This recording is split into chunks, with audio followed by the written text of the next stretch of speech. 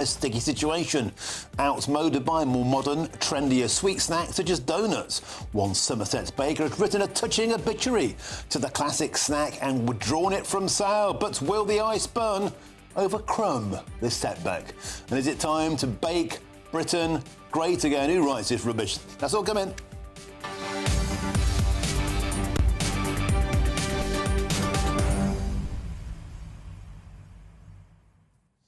A Wise boy lay bleeding to death on the pavement, handcuffed by the police who believed the lie.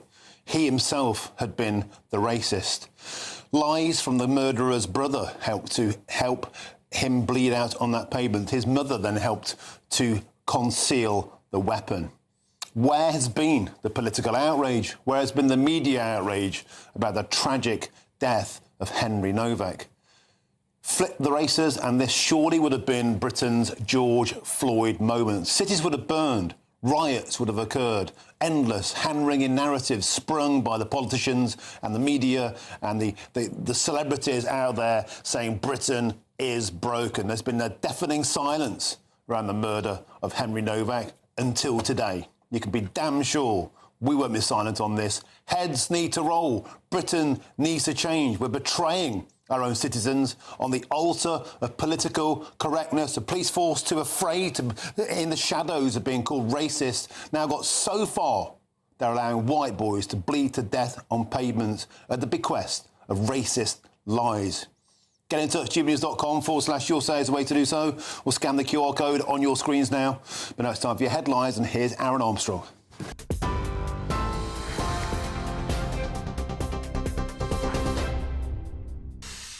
Thanks, Martin. Good afternoon to you. 3 minutes past 3, our top stories. A man's been found guilty of stabbing a university student to death with an 8-inch Sikh Kirpan ceremonial knife.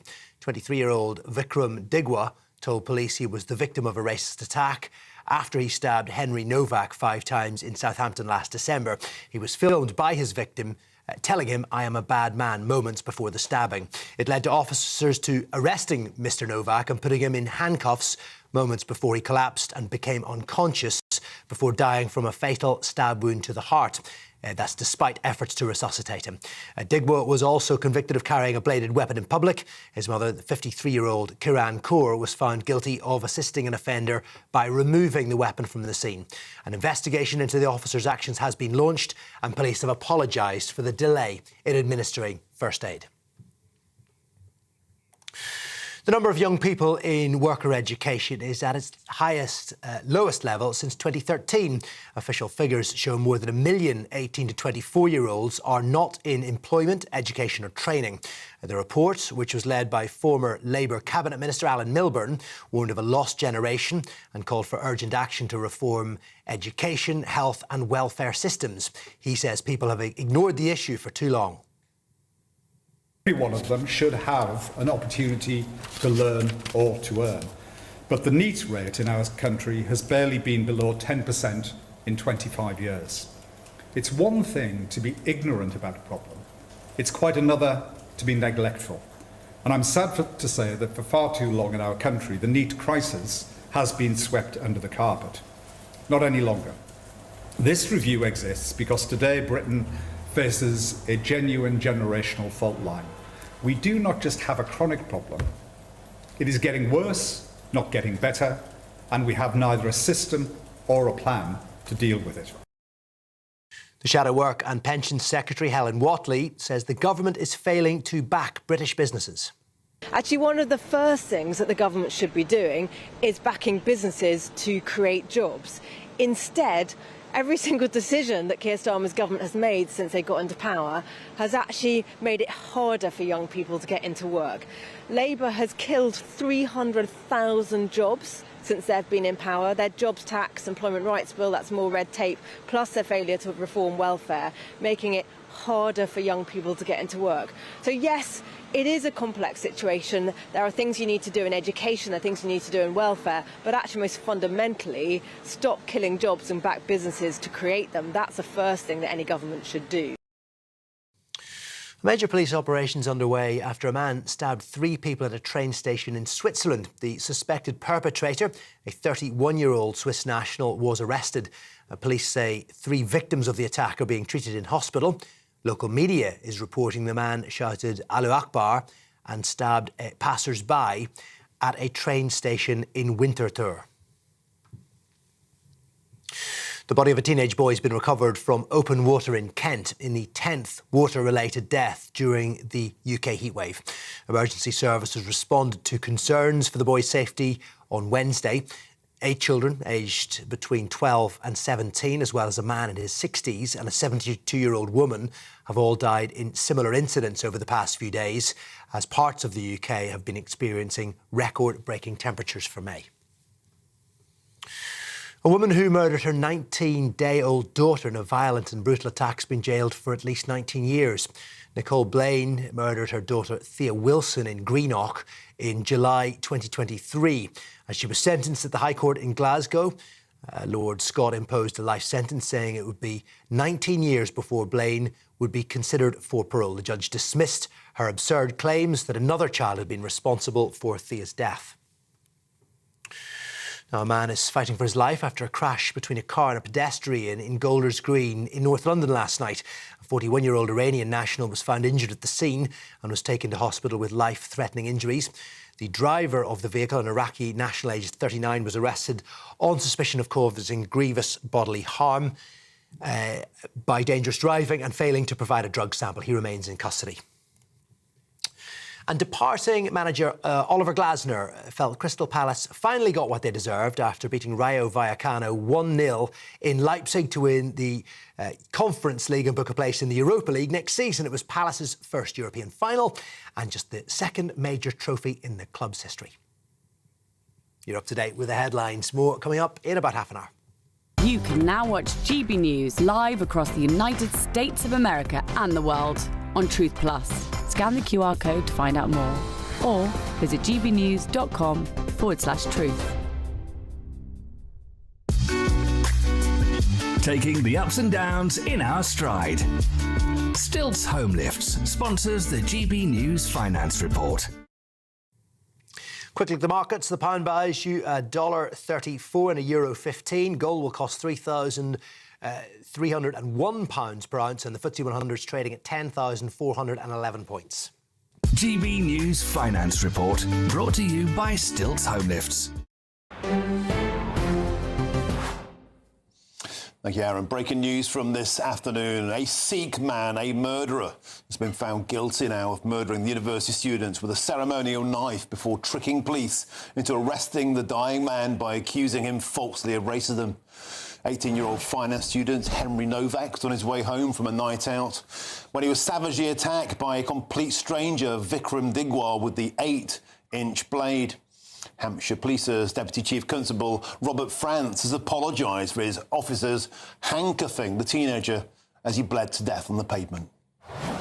I'm sorry that Henry's life couldn't be saved that night, and I'm sorry that he was handcuffed and arrested in the moments before he lost consciousness. When his killer made that call to police, and he called the police, not the ambulance service, he lied on that call.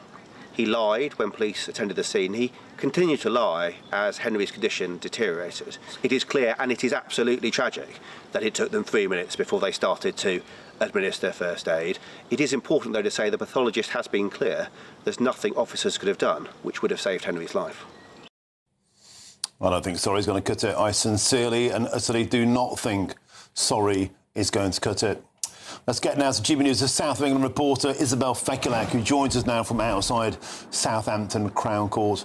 Isabel, a truly shocking case, and one, I think, that exposes everything that we've gone wrong on in political correctness, in how we police, who is to be believed, and a country that's lost its way. Henry Novak, betrayed by the system. Tell us about the verdict today down there in Southampton Crown Court.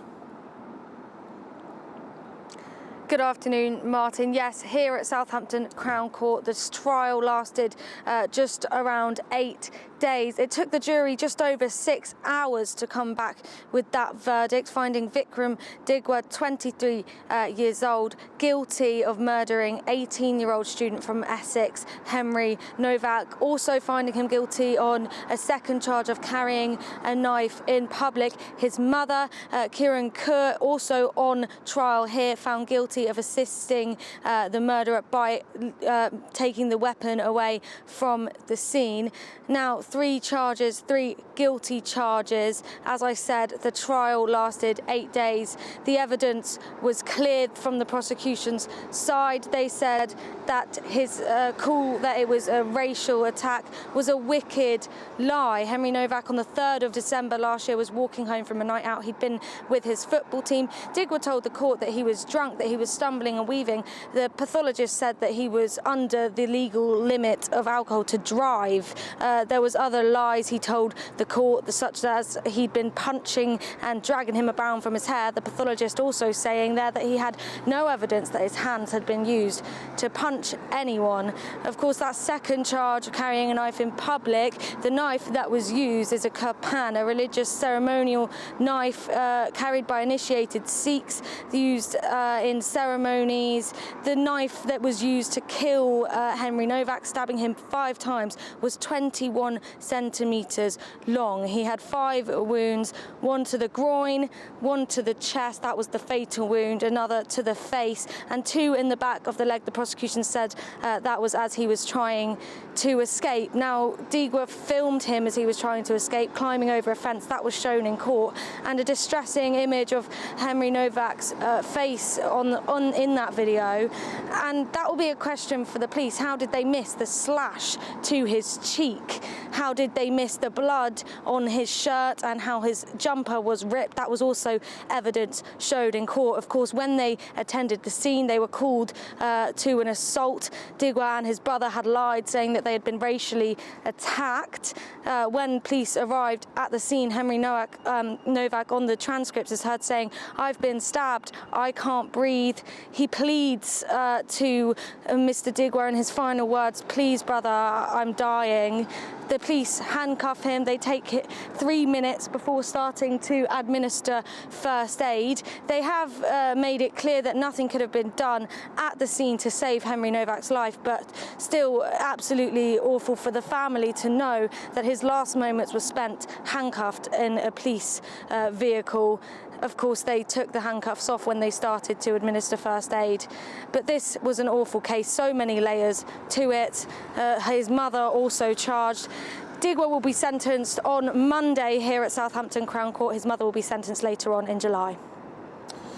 Thank you very much indeed, Isabel Fekir there, joining us from outside Southampton Crown Court, where this verdict was passed down a couple of hours ago. Thank you very much, Isabel. Now, there's been a response from the Sikh community. They responded by saying this: on behalf of Sikh organisations and communities across the country, we express our deepest condolences for the tragic loss of life, and our thoughts and prayers remain with the Novak family and loved ones during this profoundly difficult time. This incident, as reported, does not align with the Sikh faith, the Sikh community, or the principles it stands for. Sikh teachings are founded on compassion, justice, humility, responsibility and service to humanity, and the Sikh community remains peaceful, well integrated and a deeply valued part of British society.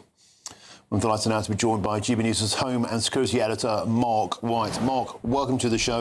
You know, Mark, I watched you on Good Afternoon Britain when this story broke, a story you and I know very, very well, and we've been completely gagged by the process of the fact this was in court. It's a case that makes you want to weep, and then it's a case that makes you righteously furious about everything that's wrong with policing, with political correctness, with the absence of any condemnation from politicians taking the knee. Pathetic posturing has been completely absent, Mark White. This is the case that just doesn't tick those boxes, and I think that's utterly grotesque. We've been in this business a long time, Martin.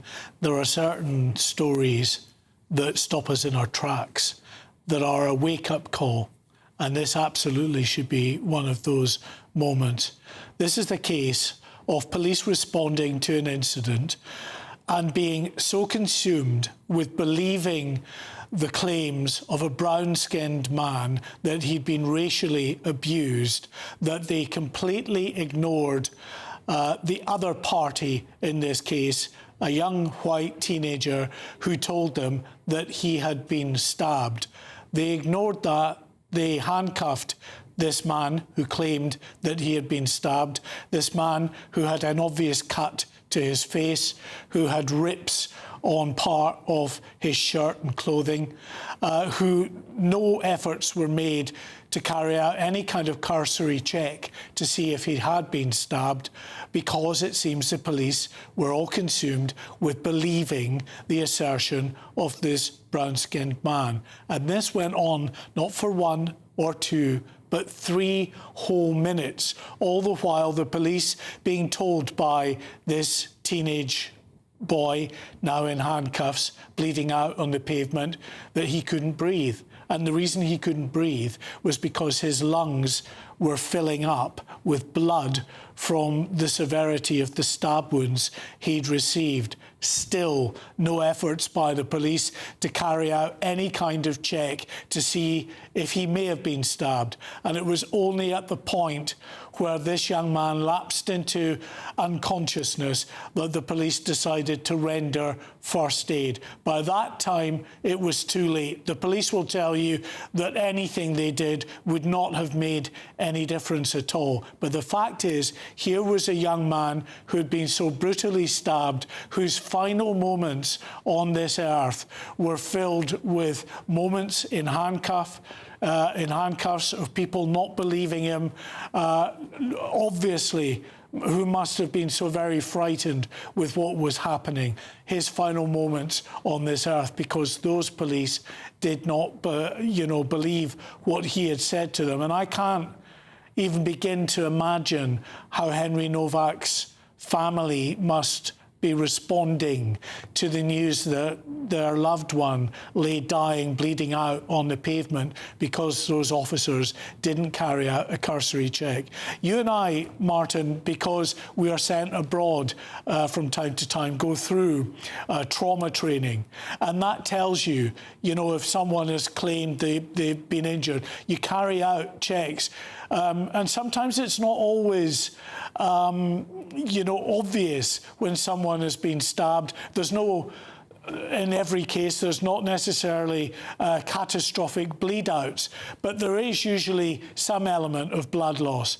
And you are taught in trauma training to get in there, to rub your bare hand up the back or up the front of an individual, wherever they claim they may have been stabbed, to check for any sign of blood loss. That was never carried out until, as I say, this young man lapsed into unconsciousness. And then we get to the point of why this was. And I honestly believe we're at a point where the police are so captured by the desire not to be branded as institutionally racist after decades of suffering reputational kickings from many in society who say they have been racist in their response to this, in their response to that, that from the top down, from the most senior officers down to the rank and file, it's instilled in them that they have got to be so alive to the possibility that people may have been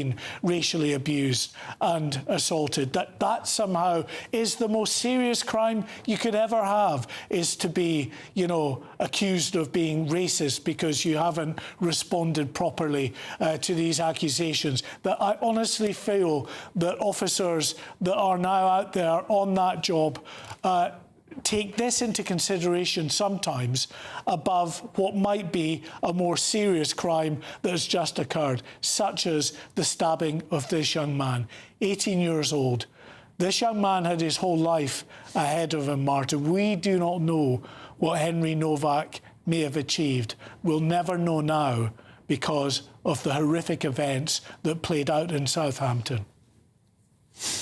Oh. Yeah, you're right. 18-year-old lad, just gone, just betrayed, wasn't listened to, as you said, in his dying moments, just wasn't listened to. Who knows if he could have survived? We'll never know. If they'd have put him in the recovery position, if they'd attended to him sooner, we just won't ever know. But he's gone.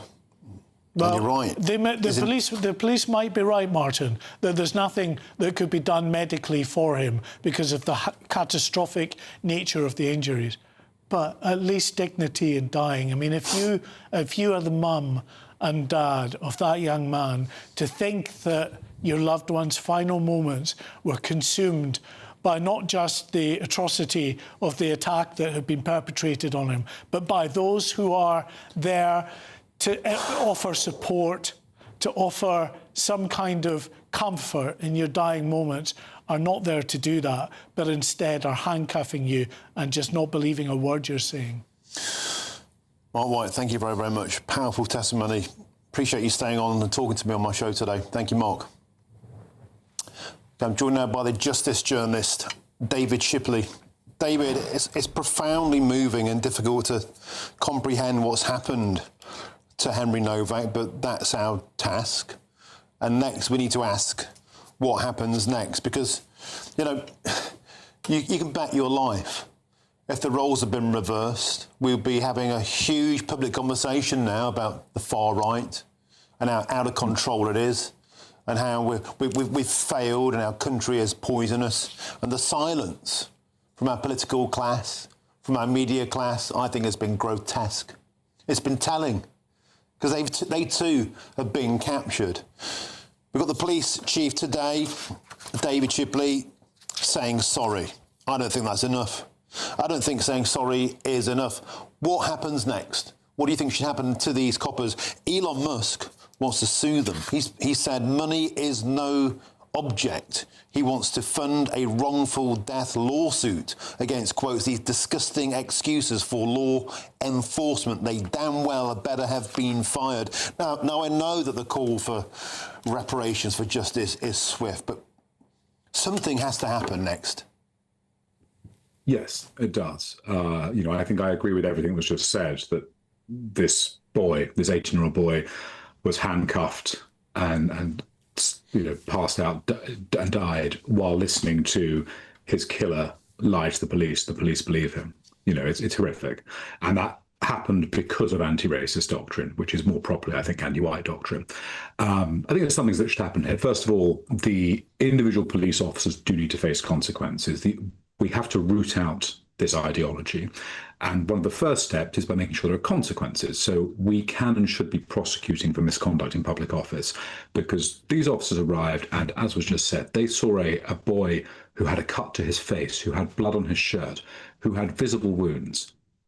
And they chose to ignore the evidence of their own eyes and believe the Sikh family insisting that their son had been racially abused. And that fear of racism as the great modern sin was more important to these police officers than the evidence of their own eyes that there was a victim in front of them who had visible knife wounds.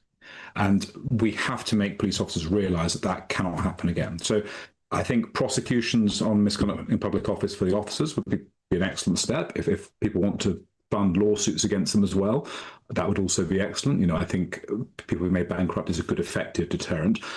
But more broadly, we have to root this ideology out of the police generally. And I think a really good step for that is that we should see the body cam footage released in its entirety showing the incident. We need to see and hear what the conversations were between the killer's family, who'd obviously tried to cover up the crime as well, and the police, and what the victim said, and understand exactly how much they've let us down.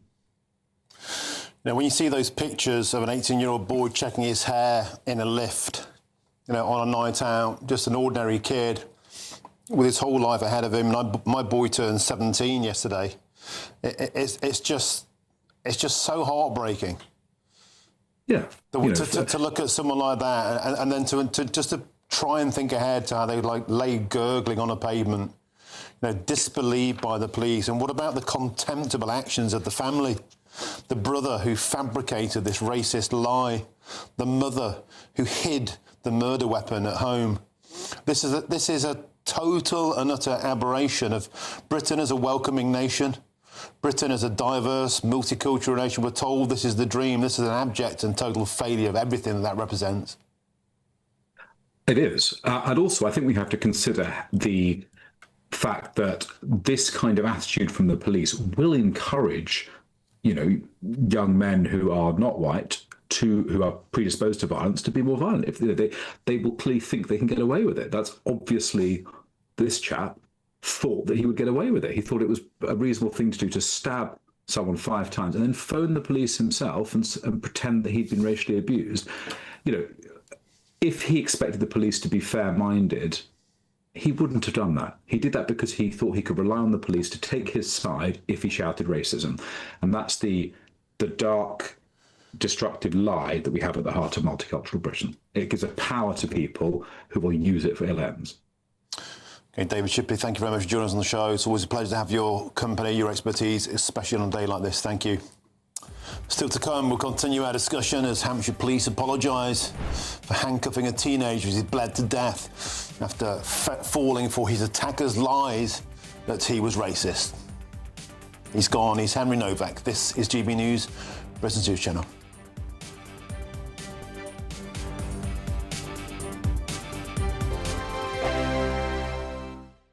Bold. They are under no illusion. Ray. Are you a human trafficker? Boundless. I've had enough of the nonsense, and I'm not afraid to say it. Don't get this on the BBC. Every weeknight, I tear through the headlines. The smell of gasoline. Should we be worried about it? From Westminster madness to cultural war chaos. What I'm going to do now, they are throwing things out the car as we speak. Get ready, Britain. Here we go. Patrick Christie's tonight, weeknights from 9 p.m, only on GB News, Britain's news channel. 5 hosts, 5 opinions, 5 fearless debates, 5 unfiltered takes on the day's news. 5 reasons not to be anywhere else on Saturday night. This is the Saturday 5. You got me. You got me good there. Britain's biggest Saturday night TV show. It's not a bad brand. Yeah. Uncensored. Very, very racy tonight on the unpredictable. What did she say? Can you translate it for us? And always entertaining. And how can a country go from being led by William Wallace Saturday nights from 6 p.m. only on GB News. The People's Channel. Britain's news channel. You're going to want to stay tuned, trust me. I've been in Westminster for a long time, but I know that though power may be here, its effect on people's lives is across the whole of the country. We may be where rules are made, but it's where they're implemented that matters. Join me, Jacob Rees-Mogg, for forthright and frank discussion on where Britain has come from, where it's going, and where it will end up. That's State of the Nation, Monday to Thursday, 8 to 9 o'clock. Vox Populi, Vox Dei. Westminster's full of talk, but out here, it's the real world. Am I allowed to talk then? No, that's it. This is where it matters, real people and real lives. That's what politics is all about. The fact is Trump made a good start, no. Straight answers, no spin, and just a couple of pints. How many fingers have I got up? About 10. So join me for Lee Anderson's Real World every Friday at 7 p.m, only on GB News. The People's Channel, Britain's news channel. Hi, I'm Michelle Dewberry, and my show is your opportunity to cut through all the noise and dive in headfirst to some robust debates. Ideas clash. Situation, no, isn't it? because the failure is you're deliberately avoiding my point. Nothing's held back. And if you think this is the end of it, wait for more. And we do not shy away from the difficult stuff. Sometimes I want to shake people and say, if only you understood. So join me on Jubes & Co. weeknights at 6 p.m, only on GB News, Britain's news channel. As soon as it hits 11 and the headlines come in, The Late Edition brings you the breaking news from all the front pages. because the news is going to happen. So get a head start today. Patrick Christie's tonight, late edition. Alex Armstrong tonight, Late Edition. From 11 o'clock every night. Only on GB News, the People's Channel, Britain's news channel.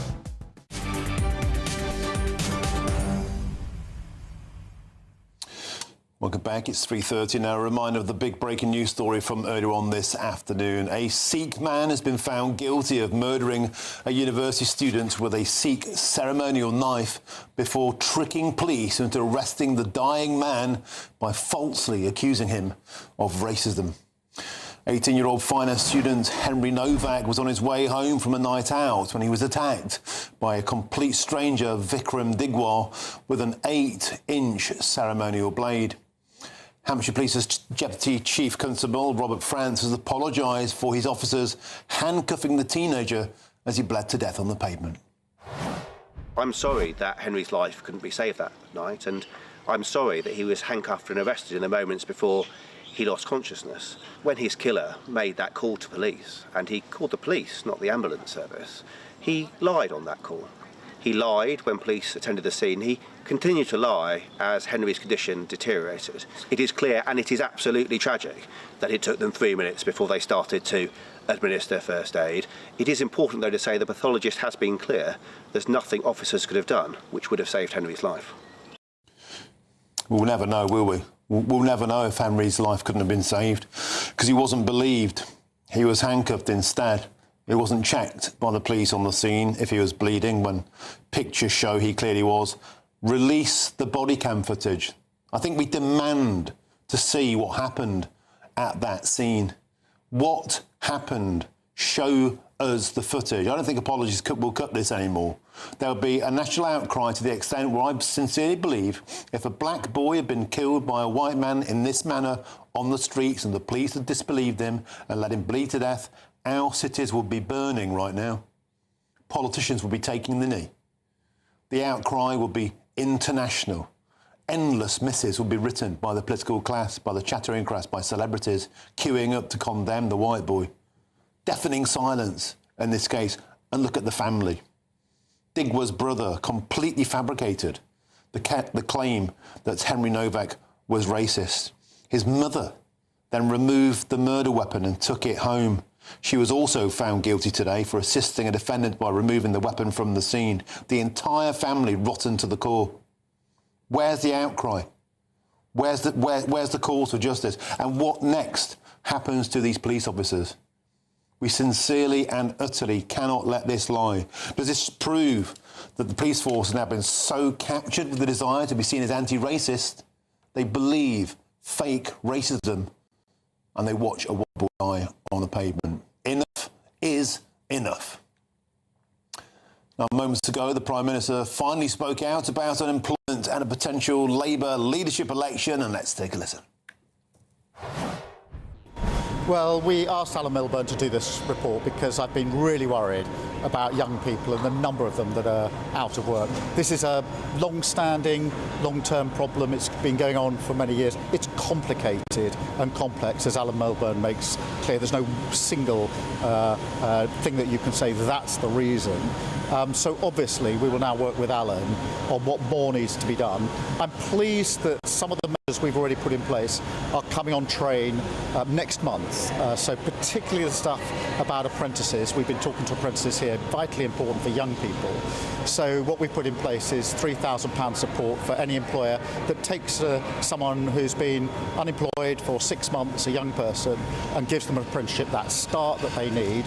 Also, if a young person's been out of work for 18 months, we're guaranteeing a job for them for 6 months. We know from previous experience that that gives them a good chance of maintaining that job. So some of those measures are in place. We clearly need to go more. This is, I think a real sobering report, and we cannot afford, we will not allow a lost generation. And so we'll work with Alan now on what more needs to be done. What does it say about your premiership that Labour's most successful leader, Tony Blair, says you don't have a plan? Well, let me start with where I agree with Tony Blair. I agree with him that we should be having a discussion about policy and ideas, and that's what generates politics. That's where the focus should be. So Tony is right about that. You won't be surprised to know that I don't agree with much what Tony says about what the government is doing. We can all argue about individual policies, but the real question is, what's the change, what's the difference that is happening in a country that we inherited 2 years ago in a very poor place? We put the policy in place to stabilise the economy and make sure that it grew so wealth was created in every part of the country. Because of our policy choices, that is happening, and you see that in the figures that were out this year, in recent months in particular. We took policy choices that we needed better public services. They were on their knees when we inherited them. We took policy choices that we would invest in those public services, that we would introduce new technologies, particularly in the NHS. As a result, waiting lists are coming down, with the biggest drop for 17 years actually recorded just 2 weeks ago. So with the right policy choices there, we also had to address the question of how do we get migration down without affecting economic growth, which is a difficult balance. Again, we took our policy choices, and you've seen the growth figures are up, the migration figures are down, which tells you the change that we brought about in 2 short years. And then on the sort of international stage, which is obviously hugely important at such a volatile time, we have in 2 short years rebuilt our relationship with many countries, particularly in the EU. We're now a trusted colleague, an ally of our EU partners, but at the same time as maintaining our relationship with the US. And so many people said that wouldn't be possible. So actually, my response to Tony is, yes, it's right to talk about policy, it's right to talk about ideas, that's where the debate should be. But actually, no, I don't agree that the policy choice of this government weren't the right policy choices, given what we inherited, very different situation in 2024 to 1997, and dealing with what we had to turn around, the policy choices we're vindicated by them because those changes have happened. Keir Starmer there in a factory appeared to put all the staff to sleep. Still to come, public disorder, stabbings, brawls and even a shooting. Britain has seen a spike in violent crime over the past few days. Could a hot summer see further disorder? Are we witnessing a heat wave, crime wave? I'll be joined next by Charlie Peters here on GB News. Hello, very good afternoon to you. I'm here from the Met Office with your GB News weather update. Things will be turning fresher and a bit more unsettled as we head towards the weekend, but currently we are still heavily under the influence of high pressure towards the east of us. It's this that's dragged in hot air from the south, which is why for the 6th consecutive day we've seen temperatures in excess of 30 Celsius across the country. There have been a few showers around. Most of them are actually going to ease and die away through this evening, but across parts of Northern Ireland and particularly northern and western Scotland there will be some showery rain feeding through during the early hours of tomorrow morning. Most places though having a dry night, a fair bit of cloud particularly towards the west, and with that hot air across us, temperatures not dropping a huge amount. Most towns and cities holding up in the mid-teens Celsius. So first thing tomorrow morning, a bit of a damp start across northern and western parts of Scotland. Further east and further south as well, it's drier, it's brighter, quite cloudy, a bit damp across Northern Ireland first thing, and across many parts of England and Wales. Whilst it's largely dry, there will be a bit more cloud than we've seen recently, and the cloud could be thick enough for a few outbreaks of rain across some western parts. Further east, East Anglia, for example, starting the day with lots of sunshine. Then there will be more showery rain affecting parts of Scotland in particular, especially towards the northwest. Some blustery winds. The rain could turn a bit heavy here at times, and also some showery rain affecting southern southeastern parts, especially as we go into the afternoon. But in between, there'll be a lot of sunshine on offer, but also fresher air making its way in. So temperatures for many down a fair few degrees on today, though in the southeast, still quite hot. Temperatures here peaking in the high 20s. The showery rain in the southeast does eventually clear away as we go through later on tomorrow, and the rain in the north will clear away, turning things drier overnight into Saturday, but that drier weather doesn't last. As I said at the start, things are going to be fresher and also a bit more unsettled into this weekend. Bye-bye. Thank you, Britain, for all of you who listen to GB News Radio. Whether you're at home or on the go, you're making us Britain's news channel and Britain's radio station. Good afternoon. This is the latest AI travel news from GBnews.com. The M74 northbound at junction 3A Daubney has restrictions due to a broken down vehicle. The M4 westbound is congested between junctions 24 and 26. 2 lanes on the M6 southbound in Staffordshire are closed between junctions 13 and 12 due to a breakdown, clearing by 3:30 p.m. The M5 northbound exit at junction 19 in North Somerset is partially closed. In Hampshire, the A34 southbound is congested between the A272 and the M3. And on the trains, Grand Central and Great Northern services between London King's Cross, Moorgate and Stevenage are facing disruptions. For more travel news, go to gbnews.com.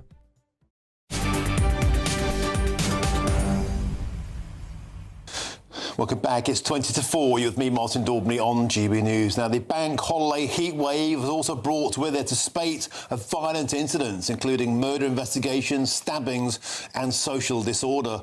Criminal investigations are underway across the country, including in Sheffield, where a single mother was randomly shot dead, in Hackney, where there was a stabbing, in Brighton, rampages on beaches, and also Southend, to name just a few. It's what is becoming now a national heat wave, crime wave. Well, let's now speak with our national reporter, Charlie Peters. Charlie, welcome to the show. Now, there are so many of these crimes in today's news list, Charlie. We decided just to lump them together. Now, so commonplace are they becoming?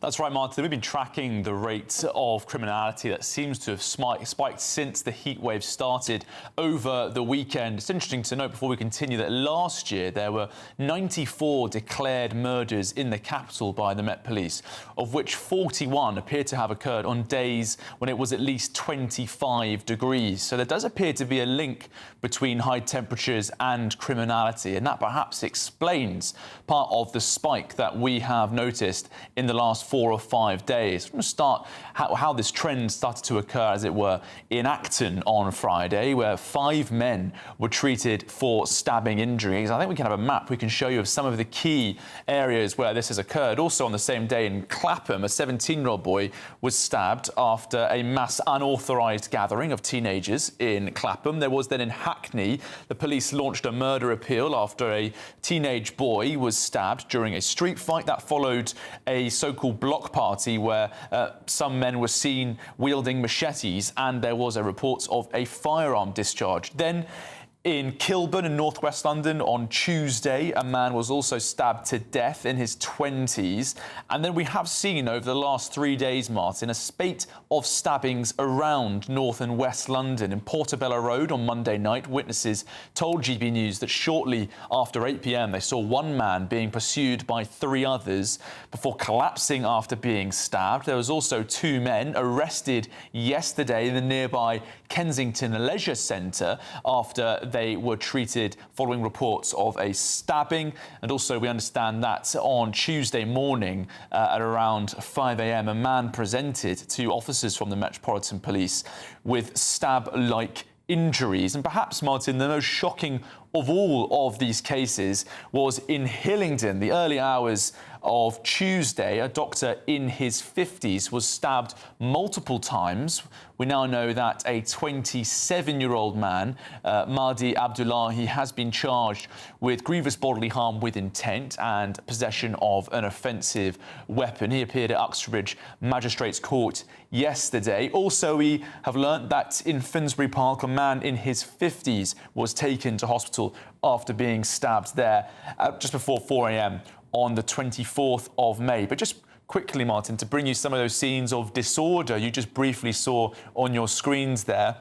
The police in several seaside towns have been responding to scenes of great disorder. In Bournemouth, police officers were dealing with crowds on the beach. They said that they were attacked with glass bottles and missiles. 3 people were arrested on Tuesday after violence broke out at around 6 p.m. Extra officers were actually brought in from the constabulary in Hampshire, and a helicopter from the National Police Air Service was also brought in. Now, Dorset Police said that those arrested remained in custody yesterday afternoon. That included a 22-year-old man from Tottenham in London. I think what we've seen much of is people travelling from outside these seaside towns and cities towards them, particularly from London, where rival schools and gangs have clashed in some of these incidents, particularly in Brighton, where a teenage boy was stabbed on the bank holiday Monday. He was a boy from Surrey, and an investigation continues there. Also in Southend in Essex,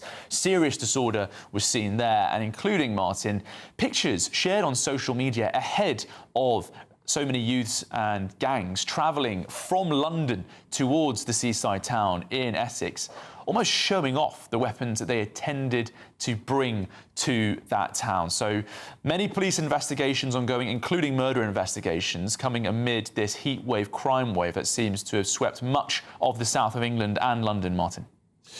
Yeah, Johnny Peters, excellently annotated there. And the thing is, this just feels like it's happening more and more and more. I remember when I was much younger as a journalist, you know, a stabbing was a completely rare event. It was a headline news event, and now, Charlie, there are so many. Yeah. They're simply bundled together in a package like this, Charlie. I mean, it really is. To that point, Martin, on Monday evening, that stabbing, we learnt of it at GB News. There were 20 police officers deployed to a stabbing at Portobello Road in Notting Hill.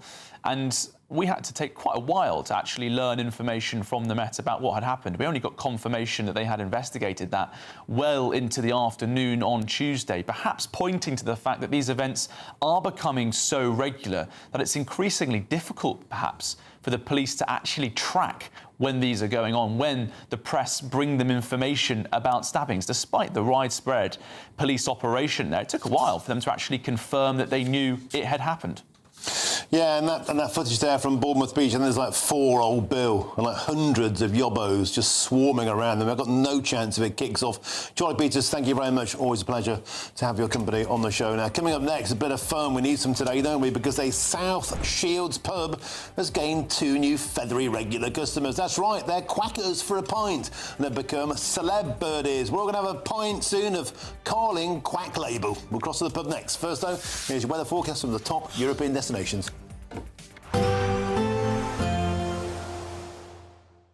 Ready to soak up that holiday sunshine? Won't we need some cover? No worries. All sorted. All Clear Travel Insurance sponsors GB News Travel Destinations Forecast.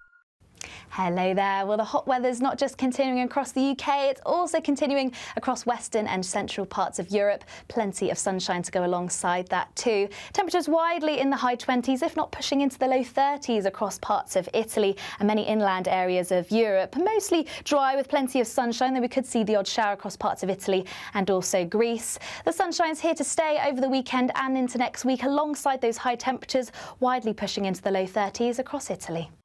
All Clear Travel Insurance sponsors GB News Travel Destinations Forecast.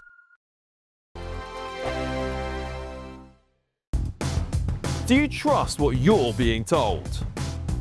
Good, because neither do I. Those are just facts. I'm Alex Armstrong, and on my show, we'll expose the spin. Well, I want to answer that because you didn't let me last time, because you always speak over me. The broken promises. To deny that is denying the truth. And the hypocrisy. Needs to stop. You think we can allow? Politics, policy, parliament. Nothing is off limits. No sugarcoating, no fear of offence, just the truth laid bare. Tune in every Saturday and Sunday at 9 p.m. for Alex Armstrong Tonight, only on GB News, Britain's news channel. This is GB News, Britain's news channel.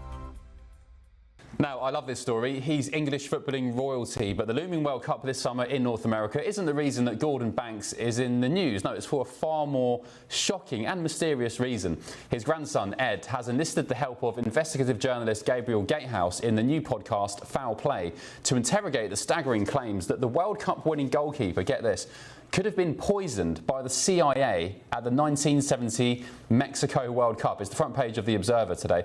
Despite that, Gordon Banks pulled off one of the most iconic moments in football history when he made an incredible save, and what a save it was, to keep out Pele's header in a game against Brazil. Here he was reflecting on that a few years ago. He says, I travel all over the world, he says, and people talk about the goals that I scored, he says, but when I come to England, all they talk about is that save that you made to me. What a guy. Well, with me now, I'm pleased to say, is Gordon Banks' grandson and the host of the Foul Play podcast, Ed Jervis. Ed, great to see you. Thank you for joining us on the Late Show Live. This story is fascinating, so I'll let you explain, but long story short, it was the 1970 World Cup. England were favourites alongside Brazil. England ended up playing Brazil in the latter stages of the tournament, and first of all, was it Bobby Moore got arrested for stealing a bracelet in Colombia, but then, more personally, Gordon Banks, your grandfather, suddenly went down ill, the only squad member to get ill, and he had to miss the game against Brazil, right? And eventually England were knocked out the World Cup. Yeah, well, it was actually... sorry to correct you. It was West Germany, but the meeting. Oh no, it's absolutely fine. The meeting was all about the final, and the chat was about whether England would meet Brazil in the final. They'd played in the group stages. My granddad had made that save against Pele in the group stages. GB News, the People's Channel. Breaking news, live updates, stories that matter. From the heart of the GB newsroom to every corner of Britain, with our team of dedicated journalists across the UK. GB News bulletins are there to deliver the latest news that matters to you. Bulletins on GB News, The People's Channel, Britain's news channel.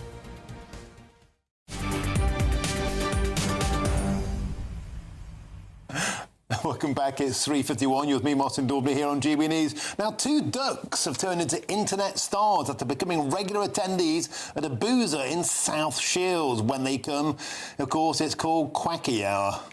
Well, let's now speak with the landlady of Sinya's Bar in South Shields, and that's Sinya Jazwy. Sinya, you've become something of a media sensation. There's endless camera crews queuing up to come and see your ducks. Where are your feathered friends?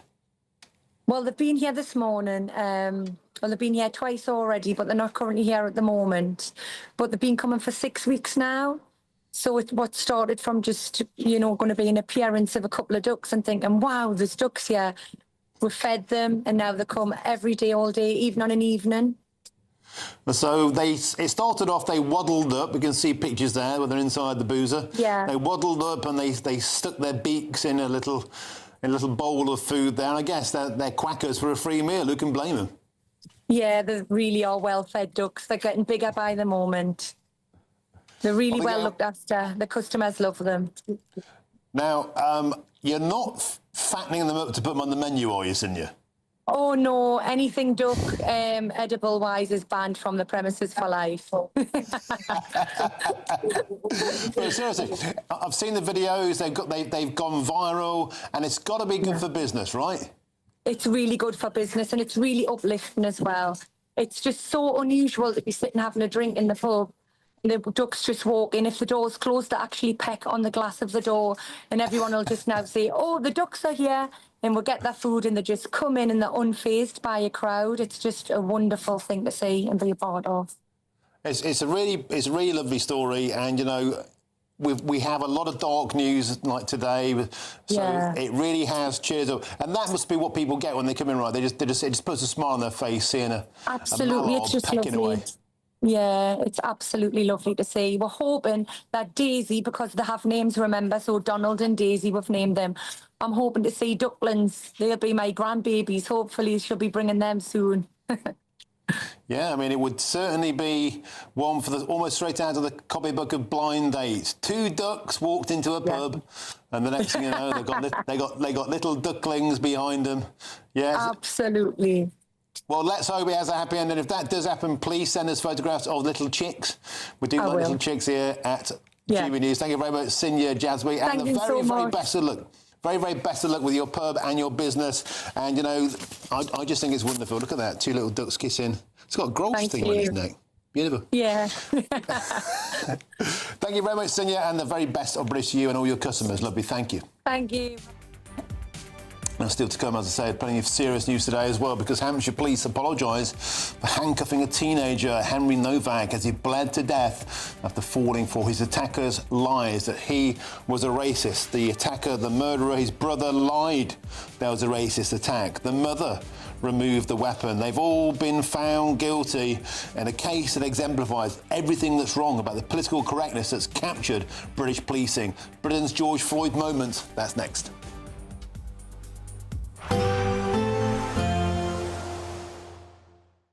Expect warm spells with the odd rude interruption. Boxed Boiler sponsors the weather on GB News. Hello, very good day to you. This is your GB News weather update from the Met Office. Things are set to turn a little bit fresher for many of us for tomorrow, but before all that, it is still hot and often sunny through today. We have high pressure to the east of us, and this high pressure means we're dragging in hot air from the south, and it's this that's leading to those exceptionally high temperatures. Worth bearing in mind, with the heat, we are seeing a few heavy thundery downpours developing. Already had some of those this morning, and a few more to come in places this afternoon. Difficult to be Too precise with exactly where and when these will develop, so just bear in mind the odd shower is possible. Temperatures in the southeast likely to be a bit higher than yesterday. We're looking at highs around 32, possibly 33 Celsius, and that hot air pushing northwards means parts of Scotland, northern Scotland, likely to have their hottest day of the week. Through the day, through into the evening, there will be some cloud around, and that's always going to make it a little bit difficult working out exactly how hot it's going to get. Nonetheless, the generally fine weather continues for many of us into this evening. Still just some showers to watch out for here and there. Like I say, a bit difficult to predict exactly when they're going to kick off. Just bear in mind there will be a couple around. Generally, the showers are going to ease if they do develop as we go through into the evening. Lots of dry weather for many of us just towards the northwest of the UK. Some showery rain pushing its way in here, and particularly over northwestern parts of Scotland. That could turn quite heavy through the early hours of tomorrow morning. With that hot air still across us, like we've seen through some recent nights, temperatures not dropping a huge amount, mid-teens in many towns and cities. Another warm, sticky night for most of us. Through into Friday then, we have more showery rain affecting northwestern parts of the UK, and some showers pushing into southern and southeastern areas as well. Here in the southeast is still quite hot, temperatures in the very high 20s. Elsewhere, a fresher feel for many of us, high teens, low 20s for most. Bye-bye. Expect warm spells with the odd rude interruption. Boxed Boilers sponsors the weather on GB News. Thank you, Britain, for the thousands of you who are becoming friends of GB News each and every week.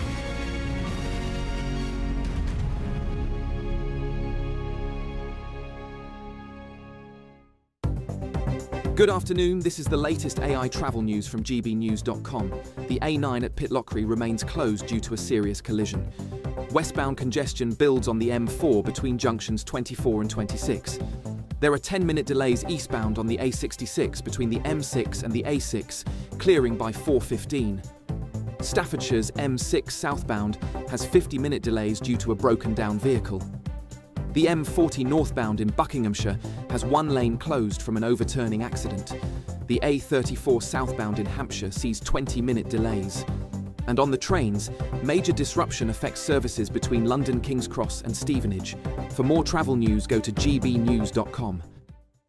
£76,543 and 21 pence in tax-free cash could be yours this summer. That's totally tax-free cash to spend on anything you like. And remember, because it's totally tax-free cash, you'll get to keep every single penny. For a chance to win, text cash to 63225. One entry costs £2.50 plus one standard network rate message. Or text bonus to 63225. 5 entries cost £5 plus one standard network rate message. Go to gbnews.com/win. Entries start at £2.50. Call 0903 686 3232. Calls cost £2.50 plus your network access charge. Or post your name and number to GB21 PO Box 8690 Derby DE1 9TT. UK only. Entrance must be 18 or over. Lines close at 4 p.m. on the 26th of June. This is a network giveaway. Entries will be pulled. Please check the closing time if listening or watching on demand. Good luck. Westminster, the ultimate clique. And you're fighting like rats in a sack. But here on the Camilla Tominey Show, we ask the questions the establishment media is too scared to ask. OK, let me ask you a straight question, because I know you're a straight-talking politician. Whether it's net zero, illegal immigration or law and order, nothing is off limits. You had the power then. Yeah, as I and say, now you've lost it. That's the Camilla Tominey Show, a politics show that's fearless. But no, let me finish my question if you don't mind, because it is my show. Sundays at 9:30, only on GB News, the People's Channel, Britain's news channel. Join me, Nana Akweer, for an informative, interactive news programme with a difference. It's fun. No, he didn't say that, though. I'm so surprised. I think there's an element of truth to that. Join me from 3 p.m. every weekend, only on GB News, Britain's news channel.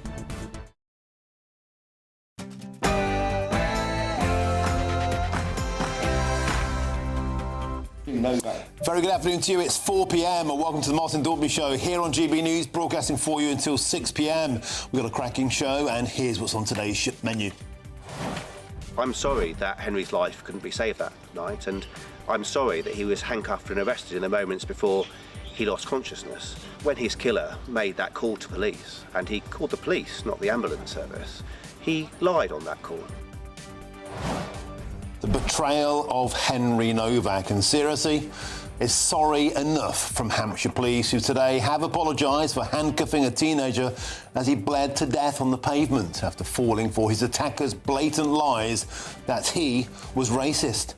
Finance student Henry Novak was on his way home from a night out when he was viciously stabbed 5 times by a Sikh man, Vikram Digwar, with a Sikh ceremonial knife. His brother and mother then lied to protect their murderous son. Here's the question: why isn't this Britain's George Floyd moment? And should the officers now lose their jobs? Let's release the body cam footage. We deserve to know the truth about the betrayal of Henry Novak. Also in today's news, a damning new report today shows Britain is suffering from the worst youth worklessness crisis since records began. This is, I think a real sobering report, and we cannot afford, we will not allow a lost generation. Yet astonishingly, while the young British workforce grew by just 0.3% in 6 years, there has been a 355% boom in jobs for youths born outside of the European Union. On GB News today, I'll reveal how decades of open borders madness and an addiction to cheap foreign labour has doomed an entire generation of young Brits. And the Great British Iceberg is finding itself in a sticky situation. Outmoded by more modern, trendier foreign sweet snacks such as donuts, one Somerset baker has written a touching obituary to the classic snack and withdrawn it from sale. But will the Iceberg overcome this setback? It's the icing on the cake on today's show. It's time to bake Britain great again.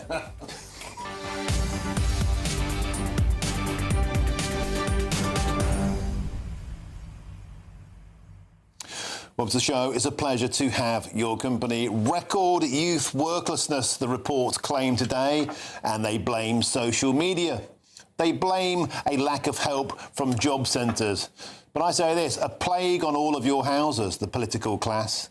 Open borders since Tony Blair onwards has flooded this country with a plethora of cheap foreign labour, latterly most of it from the third world. The consecutive failures by the Labour Party under Tony Blair, by the Conservative Party, particularly the Boris wave, has eviscerated any chance Brits have had of finding their first footing on the career ladder. Housing beyond their affordability, hope beyond their reach, and now they're damning the kids themselves for being losers in their bedrooms. They were committed to this funeral pyre by the failure of our political class. A plague on all your houses. We were saying years ago, before the Brexit referendum, put Brits first. None of them listened, and here we are today. We've doomed an entire generation because of an addiction to integration of foreign labour. Get in touch, gbnews.com/your say is the way to do so. Scan the QR code on your screens now. But now it's time for your headlines, and here's Aaron Armstrong.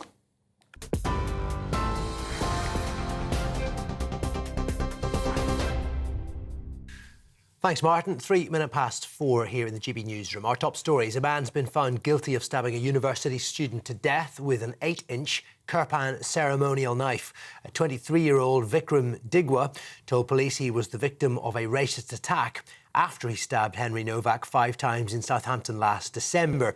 He was filmed by his victim telling him, "I'm a bad man," moments before it happened.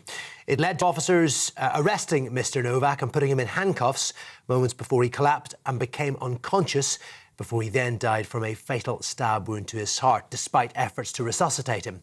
Digwa was also convicted of carrying a bladed weapon in public. His mother, 53-year-old Kiran Kaur, was found guilty of assisting an offender by removing the weapon from the scene. Now, an investigation into the officer's actions has been launched, and police have also apologised for treating the victim as a racist subject. Henry was the victim of this crime. And the fact that officers took several minutes to realise what had happened and to start to give Henry a first aid is something that I deeply regret.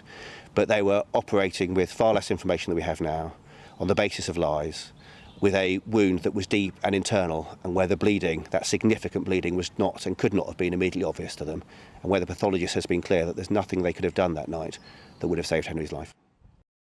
Official figures show more than 1 million 16 to 24-year-olds are not in employment, education or training. That's the highest level since 2013. The report, which was led by former Labour Cabinet Minister Alan Milburn, has warned of a lost generation, and he's called for urgent action to reform education, health and welfare systems. He says the issue has been ignored for too long. Every one of them should have an opportunity to learn or to earn. But the NEET rate in our country has barely been below 10% in 25 years. It's one thing to be ignorant about a problem. It's quite another to be neglectful. And I'm sad to say that for far too long in our country, the NEET crisis has been swept under the carpet. Not any longer. This review exists because today Britain faces a genuine generational fault line. We do not just have a chronic problem. It is getting worse, not getting better, and we have neither a system or a plan to deal with it. Well, the Conservatives say Labour is to blame for failing to back British businesses. However, the Prime Minister, who commissioned the review last year, says the government has put measures in place to tackle youth unemployment, which has been a problem for some time. This is a long-standing, long-term problem. It's been going on for many years. It's complicated and complex, as Alan Milburn makes clear. There's no single thing that you can say that's the reason. So obviously we will now work with Alan on what more needs to be done. 2 teenage boys have died in separate incidents in Kent and Oxford in the 11th water-related deaths during the heatwave. The body of a 15-year-old was recovered from a pond in Swanscombe in Kent after emergency services responded to concerns for his safety. A 14-year-old boy died in the River Thames in Oxford. That was also yesterday on Wednesday. 9 children aged between 12 and 17, as well as a man in his 60s and a 72-year-old woman, all died in water-related incidents because of the hot weather. A woman who murdered her 19-day-old daughter in what's been described as a violent and brutal attack has been jailed for at least 19 years. Nicole Blaine murdered her daughter Thea Wilson in Greenock in July 2023.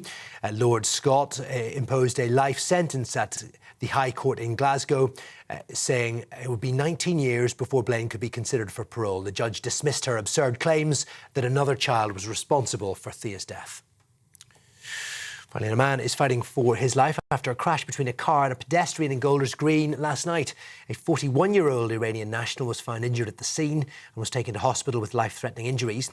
The driver of the vehicle, an Iraqi national, aged 39, was arrested on suspicion of causing grievous bodily harm and serious injury by dangerous driving and failing to provide a drug sample. He remains in custody. Those are your headlines. More coming up at 4:30. Taking the ups and downs in our stride. Stilts Home Lifts sponsors the GB News Finance Report. Quick look at the markets for you. A pound will buy you $1.35 and €1.15. Gold is costing £3,554 per ounce, and the FTSE 100 is trading at 10,596 points. GB News Finance Report, brought to you by Stilts Home Lifts.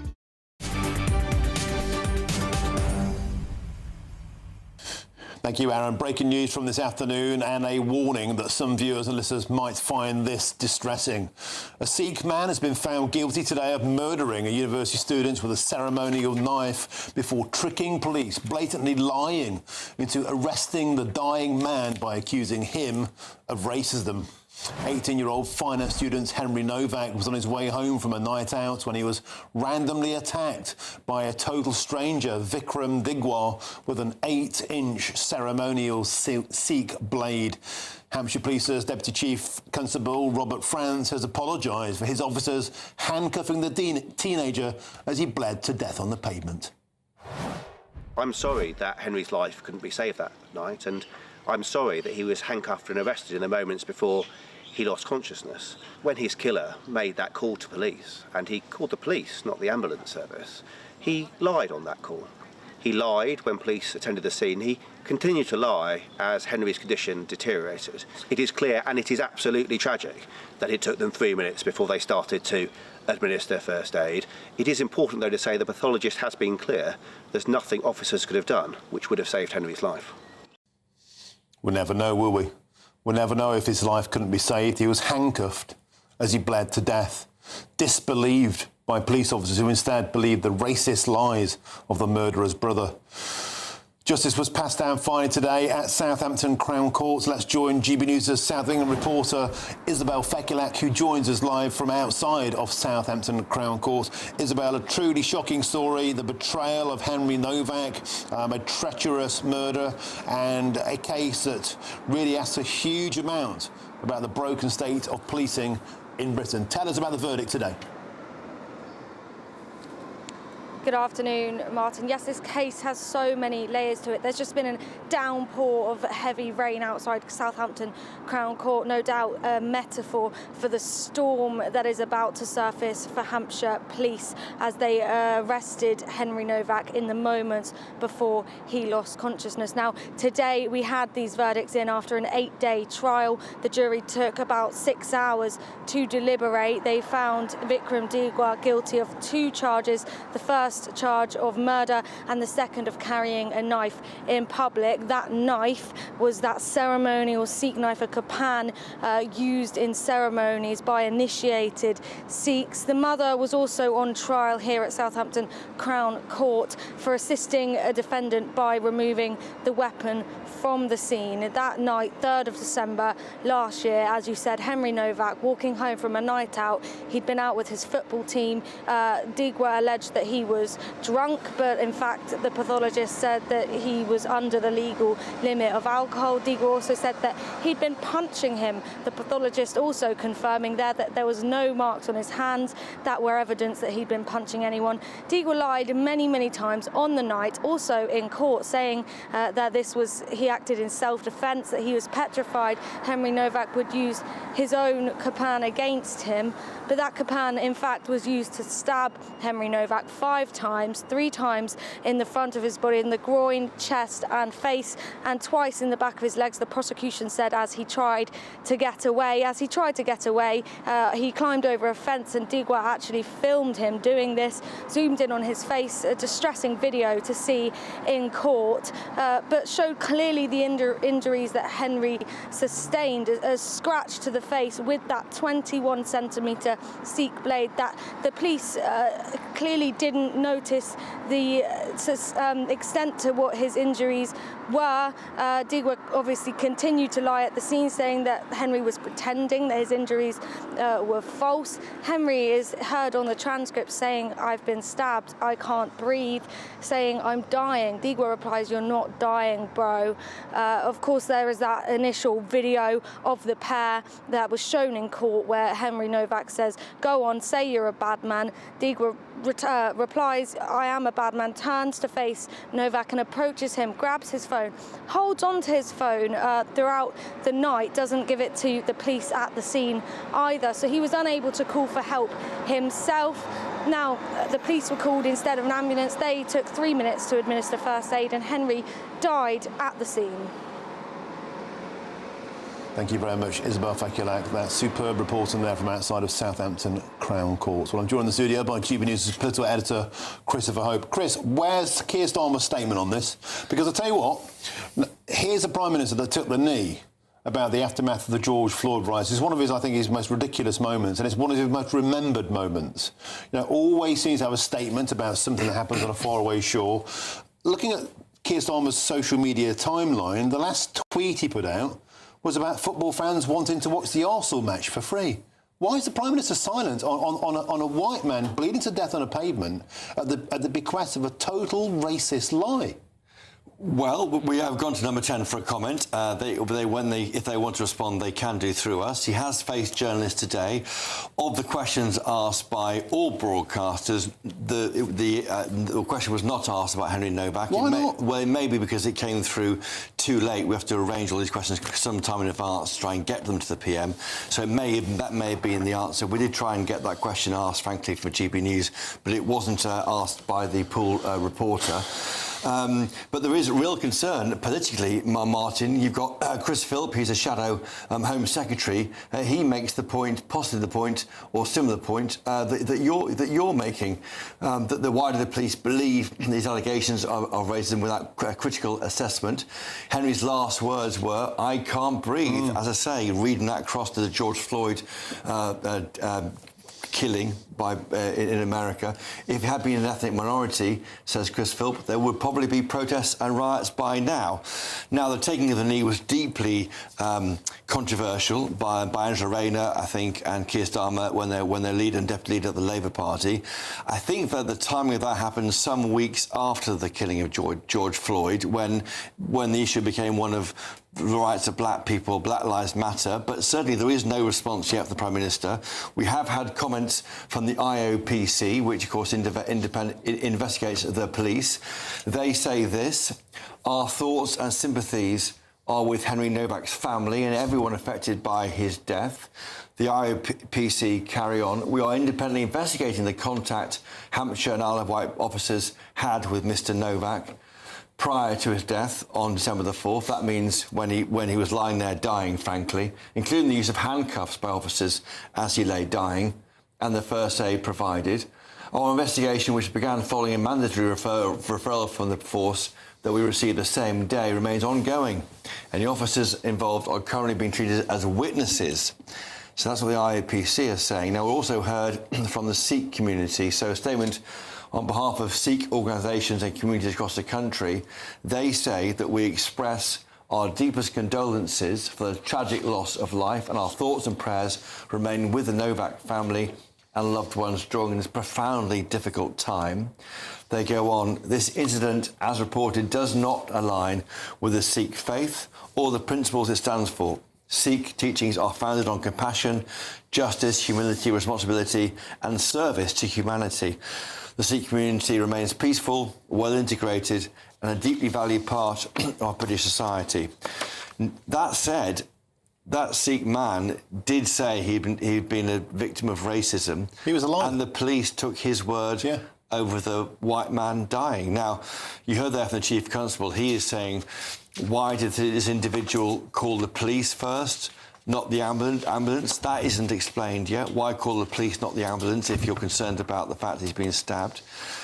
Did he panic when he said that? He said it wasn't. He said it was not a racist issue, of course. And the issue for the police is this, Martin: why do they believe that when this man lay dying? Well, a lot of people think that's because they've been completely captured. I'll tell you what, there's only one way of getting around this: release the body cam footage. Let us see. Let us judge for ourselves. No cover-ups. No more nonsense. We deserve to know the truth. I'm delighted to now to be joined by my next guest. That's the Reform UK MP for Runcorn. That's Sarah Pochin. Sarah Pochin, welcome to the show. May I get your response to the brutal death and the betrayal of Henry Novak? Yeah, good afternoon, Martin. I mean, the first thing I'd like to say is, as a mum of two boys, my heart goes out to Henry's mother and his family. My own son actually was mugged, left unconscious and bleeding on a street some time ago. And I remember how absolutely frightening that was. My son was okay. This lady's son sadly died. And it sounds at this stage as though his death was preventable. And I would be asking some serious questions, as I know now will be asked, about what kind of training, what are these Southampton police officers told that made them react the way they did? Do you think there's a fair point here that if the races were reversed, if a black man had been stabbed by a white man with a knife and the police had simply let him bleed to death on the pavements, there'd be a completely different response? There'd be riots, let's be frank. Well, look, let's just be careful what we say about sort of inciting any worse situation. This is a terrible thing that's happened. It's absolutely tragic. Like you, I think that they should release the body cam. Let's see what actually went on. But clearly there's going to be a massive investigation. And if the police have been found to have behaved in the way we think at this stage they have, then clearly they need to be held accountable for their actions.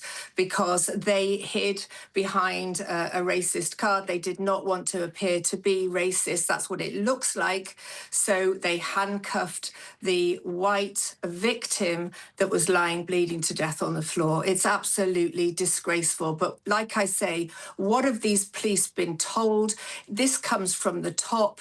The chief constable of this force clearly needs to be answering some questions about what training his police officers are being given.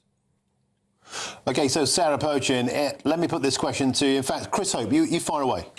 Well, Sarah Pochin, just to ask you, I wonder what reform would do in government to stop this. It's obviously a cultural issue in the police that they take these views. What would you do to make sure this doesn't happen if you form the next government? Well, I work very closely with Cheshire Police, which are the police force in my constituency of Runcorn and Helsby. I know from the Chief Constable there, the excellent Mark Roberts, that the police want to get back to getting criminals off the streets. They do not want to be on endless training courses, woke training courses, DEI recruitment, for example. They want to get rid of all that. They want to get back to basic policing and getting criminals off the streets. So I know it comes from the top. I know it's about leadership, and that's why I would question what kind of messages these police officers were getting from their chiefs. OK, Sarah Pochin, to another story today in the rounds. 26 Labour Party MPs and a former Labour Party MP have written to the chair of the Equality and Human Rights Commission saying that Reform UK is probed over allegations of Islamophobia. You're one of those MPs listed on here. They're accusing you of blatant Islamophobia. What's your response? Look, the sort of issues that I raise time and time again are things like the challenge to our anti-terrorism teams. We know in 2024, the head of MI5 said quite openly that 75% of the people on his watch list for terrorism were Islamic extremisms. That's tens of thousands that MI5 are trying to keep their eye on and monitor.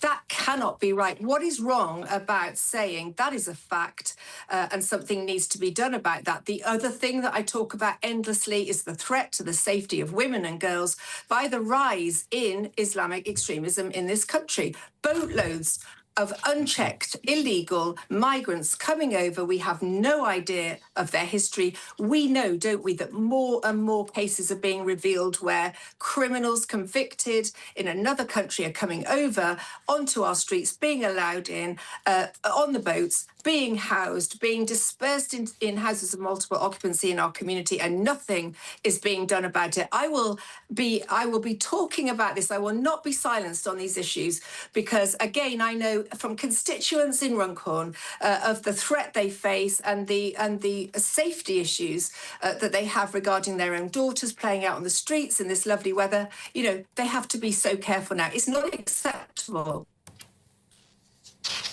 OK, Sarah, I want to ask you about one of the parliamentarians here. Her name is Mary Rimmer. She's the Labour Party MP for St Helens South. She's saying that actually the racism of your party and dismissing it, she levelled this accusation towards Lee Anderson, who said he stands by everything he said. He said Islamophobia is a made-up word. Mary Rimmer said dismissal leads to hatred, hatred leads to violence, and violence leads to death. We cannot stand idly by while that happens. They've got Labour Party parliamentarians here accusing Reform UK's rhetoric of leading towards violence and death. Well, that's rich, isn't it? Because as far as I'm aware, there's only two political parties that have been found guilty of this type of offence by the Equalities and Human Rights Commission. And that is the Labour Party being one of them and the BNP being the other. And the Labour Party was found guilty of rampant anti-Semitism in its ranks. So it's incredibly hypocritical of the Labour Party to say this. But what I would say is, look, you know, this is an issue. It's not going away, and it needs to be talked about. OK, Sarah Burchin, thank you very much. Reform MP for Runcorn, Wellesby, thank you very much for joining us on the show today. I appreciate your time. Chris, get a quick reaction to you. This notion of calling everybody Islamophobic to try and silence them, I mean, is it really seriously still a thing? She makes a valid point. You're allowed to question the untrammelled rise of Islamism without being called an Islamophobe, surely? Well, I'm looking at the evidence here. So it is done by the Labour left, Ian Byrne, Clive Lewis, Bell Ribeiro, Addy, Diane Abbott, of course, independent. The usual suspects. Well, it's people who are always concerned about reform on the left of the Labour Party, 27 of them or so. And the examples, I think, are interesting. So when Nigel Farage was critical of that mass Muslim prayer event in Trafalgar Square, which we covered on GBNews and debated a lot, and whether that was an imposition of a faith over other faiths or not, and he said they should be banned from historic British sites. Apparently that is Islamophobic. Why? Well, I don't really know, so I'm puzzling with myself. I thought, actually, also that the definition produced by Dominic Greaves, the former Conservative Attorney General for the government, did try and tread that line between allowing free speech, which arguably what Farage did there is free speech, against being Islamophobic. It also shuts down so much of conversation and does bring in, by the way, if what they're saying here is a backdoor blasphemy law, we should be able to be critical of all religions in our country, Martin. Precisely. This is Britain. We're allowed free speech. We're allowed to criticise whatever we want within the framework of the law, and I feel that these kind of claims will simply backfire. I really, really do. Chris Hope, thank you very much indeed. Superb as ever. Now, coming up next, we'll continue our discussion as Hampshire police apologise for handcuffing a teenager as he bled to death on a pavement after they fell for his attacker's blatant lies that he was racist when in fact his attacker had lied. His brother covered up for him and his mother then hid the weapon. Henry Novak betrayed by the state. This is GB News, Britain's News Channel.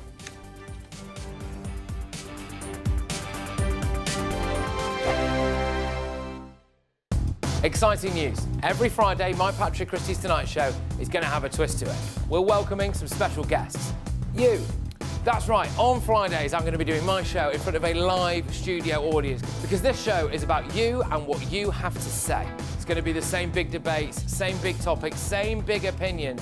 But every Friday night at 9 p.m, you are invited to come on down to Patrick Christie's Tonight to be a part of the action. Only on GB News, the People's Channel, Britain's news channel. At GB News, we love to hear from you, our loyal community. So drop us a line at gbnews.com/yoursay. There you can talk to each other and also to the presenters live on air. gbnews.com/yoursay, because GB News is your channel, Britain's news channel. Westminster's full of talk, but out here, it's the real world. Am I allowed to talk now? No, that's it. This is where it matters, real people and real lives. That's what politics is all about. In fact, has Trump made a good start? No. Straight answers, no spin, and just a couple of pints. How many fingers have I got up? About 10. So join me for Lee Anderson's Real World every Friday at 7 p.m, only on GB News. The People's Channel, Britain's news channel. Britain deserves a newsroom that puts the facts and your voice first. Well, and that's what you get on GB News. Lively debates, lively conversation. And we're not afraid to hold power to account. And each other. So join me, Andrew Pierce. And me, Miriam Gates, for Britain's Newsroom, weekdays from 9:30 on GB News. Hi, I'm Michelle Dewberry, and my show is your opportunity to cut through all the noise and dive in headfirst to some robust debates. Ideas clash. Situation, no, because the failure is you're deliberately avoiding my point. Nothing's held back, And if you think this is the end of it, wait for more. and we do not shy away from the difficult stuff. Sometimes I want to shake people and say, if only you understood. So join me on Jubes & Co. weeknights at 6 p.m, only on GB News, Britain's news channel. Join me, Nana Akweer, for an informative, interactive news programme with a difference. It's fun. No, you didn't say that, Dave. I'm so surprised. I think there's an element of truth to that. Join me from 3 p.m. every weekend, only on GB News, Britain's news channel. I've been in Westminster for a long time, but I know that though power may be here, its effect on people's lives is across the whole of the country. We may be where rules are made, but it's where they're implemented that matters. Join me, Jacob Rees-Mogg, for forthright and frank discussion on where Britain has come from, where it's going, and where it will end up. That's State of the Nation, Monday to Thursday, 8 to 9 o'clock. Vox Populi, Vox Dei.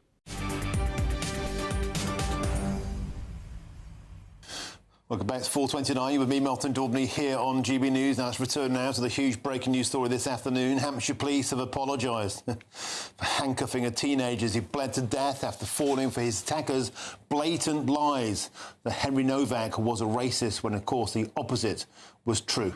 Well, GB News' Homeland Security editor, Mark White, joins us now. Mark, welcome back and thank you for hanging around. I know you've been a very, very busy man on a shift earlier on, but surely now the only way out of this is to release the police body cam footage. What's happened? Show us the truth. Because if we don't get the truth, if we don't see the evidence with our own eyes, there'll be always that belief that there's a cover-up going on. Yeah, no, I completely agree with you. It would be difficult. That there is no doubt. But, you know, truth and honesty, of course, is the best disinfectant here.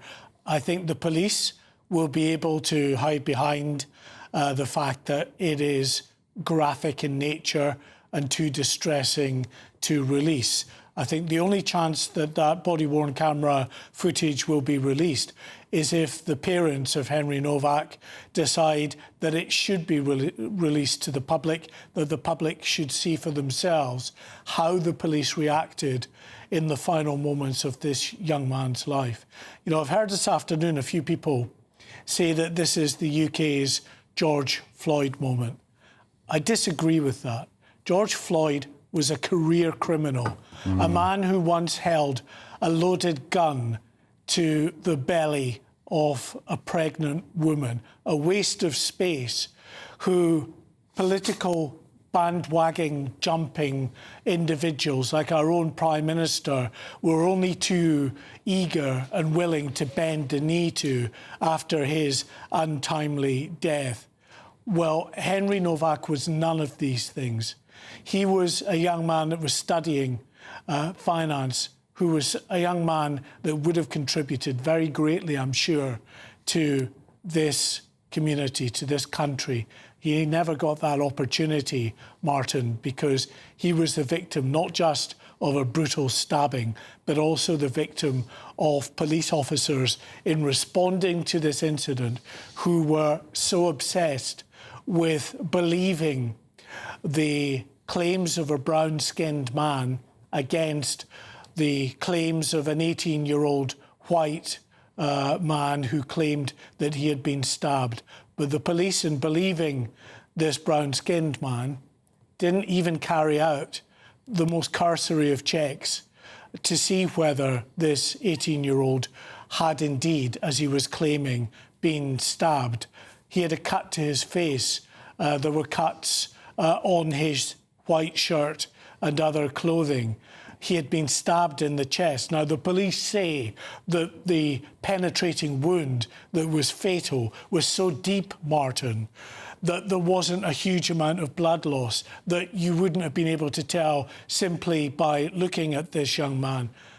But the police are taught to preserve life first and foremost. If someone tells you that they've been stabbed, then a check with the bare hand checking the front and the back of this young man's bare skin would have revealed at least some blood loss, would have told them that this young man appears to be telling the truth, that he has been stabbed, that would have got more, I'm sure, urgent medical assistance. Now, the police may well be right, Martin, in what they say, that the injuries were so catastrophic that that would never have made any difference at the end of the day. But what it would have meant was that this young man who lay dying, who lay bleeding out on the pavement, wouldn't have had his handcuffs anymore on.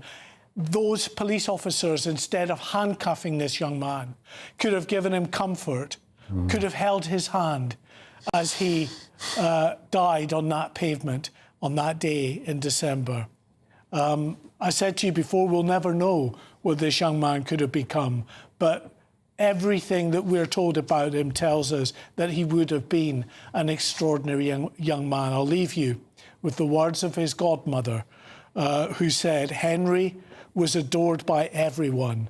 A joy to be around such a cheeky, brilliant boy. Like the family who raised him, he radiated kindness and would do anything for anyone. Being in the presence of Henry and his family always lifted you." That, the words of his godmother.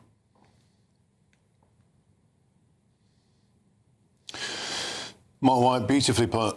And, you know, I'm deeply reminded of, they've become great friends of mine now, you know, Emma Webber and Dave Webber, the parents of Barnaby Webber, who also died on a pavement, have been stabbed by the psychopath Valda Calacane, and they never knew if their boy could have survived, if he'd have made it, if he'd have had help sooner. Another victim of political correctness, no one wanted to believe that Calacane was a psychopath because he was black, and they thought, well, we can't overrepresent those figures. And we have police officers here probably institutionally brainwashed to believe they can't be racist. It's the worst crime of all. Round and round we go. Mark White, thank you very much indeed. Just to add, Martin, if it's okay, the difference in this case, I think that is even more shocking and profound for the families. It was horrible what the families in Nottingham had gone through. But they will have known that the emergency services turning up on the day their loved ones lost their life would have done everything possible to ensure that they did try to save their lives and at least gave them some kind of comfort in their final moments. This young man never got any of that. He was cuffed, and only at the point where he had lost consciousness, where he was unable to know that anyone was comforting him in his final moments, did they suddenly realise something was wrong and uncuffed him and tried to save his life. Before that, nothing. Only a full investigation surely will now suffice. Thank you very much indeed, Mark White. Appreciate your time. Thank you. Still to come, former police frontman Sting says the loss of manual jobs could be driving toxic masculinity. What the blooming hell does he know? First, though, here's your latest news headlines with Aaron Armstrong.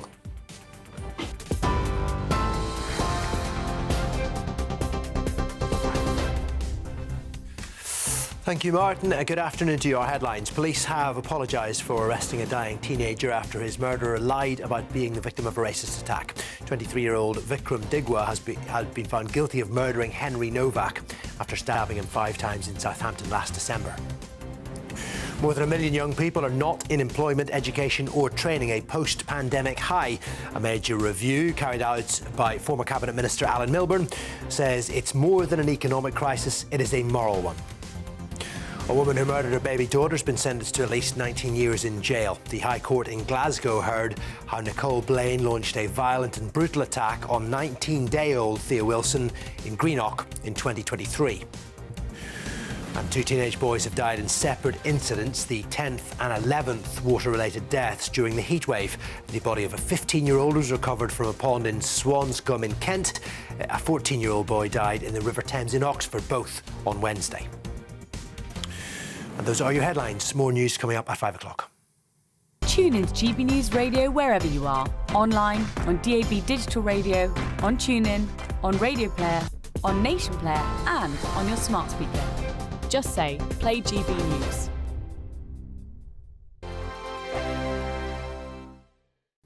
Hello, very good afternoon to you. I'm here from the Met Office with your GB News weather update.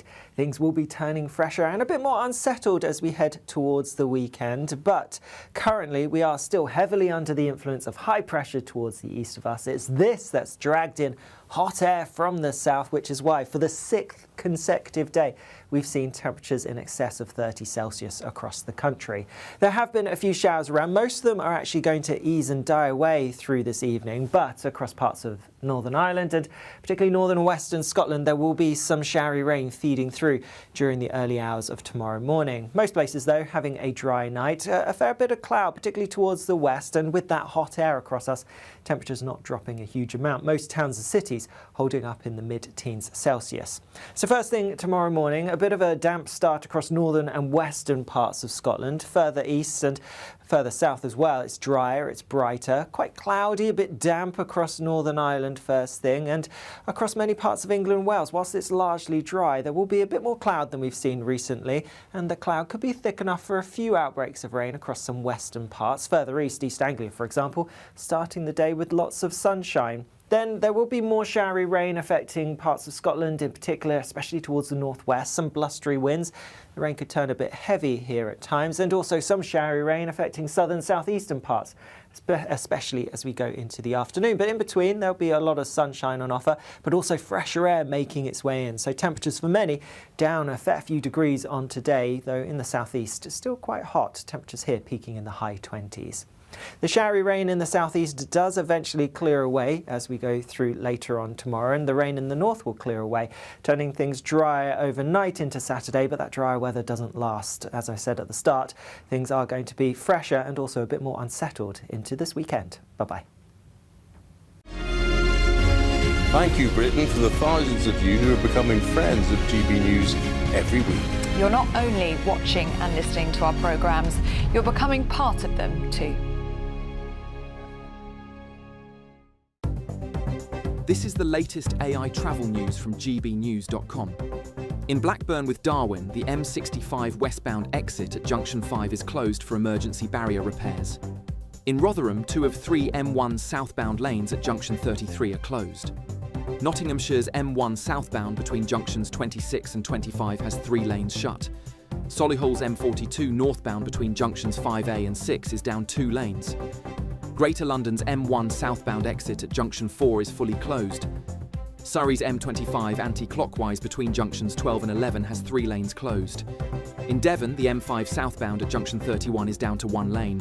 For more travel news, go to gbnews.com.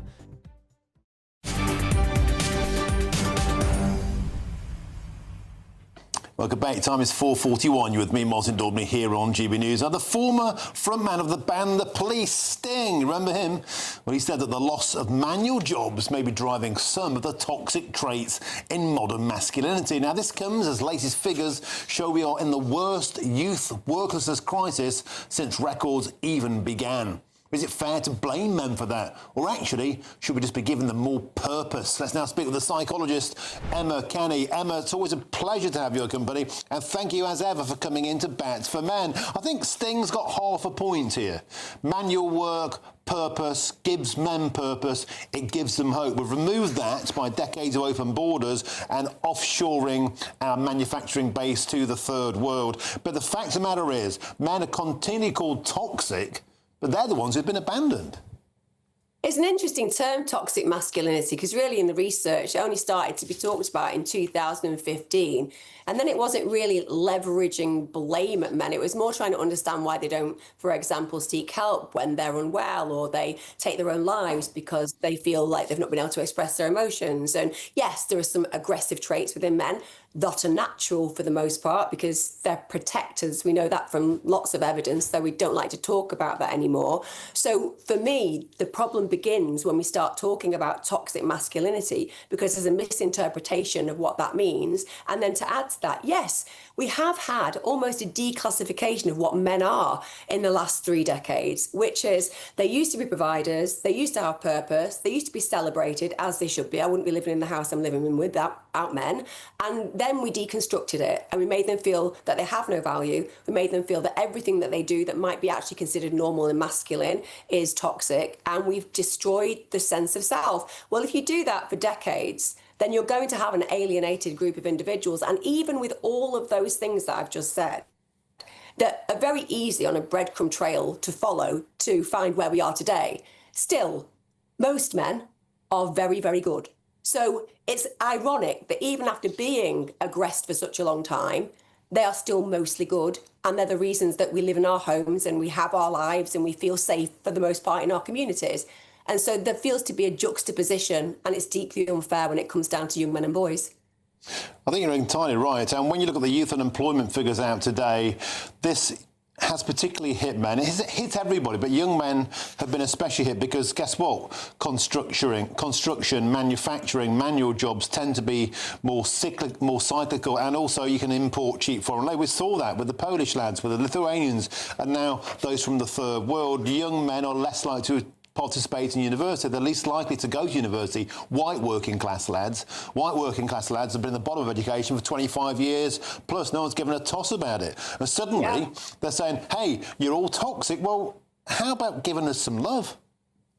Well, also, when you have programmes like Adolescence being put out there as if they're the problem, you know, I've written a book on cults. I'm very aware of how things work in this world. And certainly when it comes down to, shall we say, the misogynists who are meant to be aggressing women, they're certainly not white little boys, to be fair. And we might not want to talk about that because everyone throws cards at you that is disrespectful and no one wants to cause offence. But the truth is we have to be logistical with the facts. You're right. Boys who've struggled in education tend to be white, working, and I would say underclass children, because there is an underclass in our community. And until we actually approach the education system in a way that we used to some degree, we did for a period of time, we said, you know what, it really doesn't matter if you're academic. Academia measures a tiny point of your intellect. We can't measure your intelligence. You might be brilliant with your hands, and then you have these amazing opportunities to go and train with your hands, and then you became successful and actually earn more a lot of the times than the lawyers around you. We've stripped that away. Yes, university is now very much a middle-class environment, so young men in particular who come from particular backgrounds don't necessarily see themselves as having value there, but also they understand debt to some degree, and that becomes a place where they don't feel is appropriate for them anymore because it becomes problematic when they leave. All of those things come down to the same problem, though. The same problem is this: we don't celebrate men, and there will be women who are taking a sharp intake of breath when I'm saying that and feeling angry with me because I'm daring to speak those words. Well, I will tell you this: the world used to run more effectively when we acknowledged that there are gender differences. They might not be enormous across the board, but they're there, and they indicate that we are good at certain things and not as good at certain things. If we just took a bit of time to have an honest conversation with our boys and say, you are likely to do things differently to women, and that's because, guess what? You biologically are different to women. And more importantly than that, that's because nature and Mother Nature is incredible. We gift you with what's required for our society.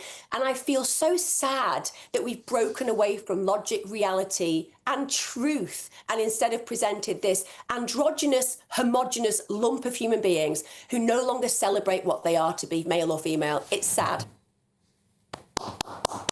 Emma Kenny, chef's kiss. You're a beautiful woman. Thank you very much indeed for coming on the show today. Always appreciate your time. Thank you.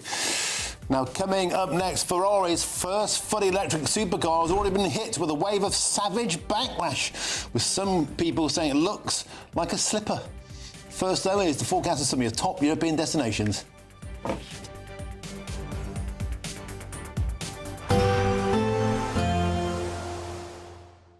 Can't wait to get in that sea. Lovely and warm. Just like the feeling of having great travel insurance. All Clear Travel Insurance sponsors GB News Travel Destinations Forecast. Hello there. Well, the hot weather's not just continuing across the UK, it's also continuing across western and central parts of Europe. Plenty of sunshine to go alongside that too. Temperatures widely in the high 20s, if not pushing into the low 30s across parts of Italy and many inland areas of Europe. Mostly dry with plenty of sunshine, though we could see the odd shower across parts of Italy and also Greece. The sunshine's here to stay over the weekend and into next week, alongside those high temperatures, widely pushing into the low 30s across Italy.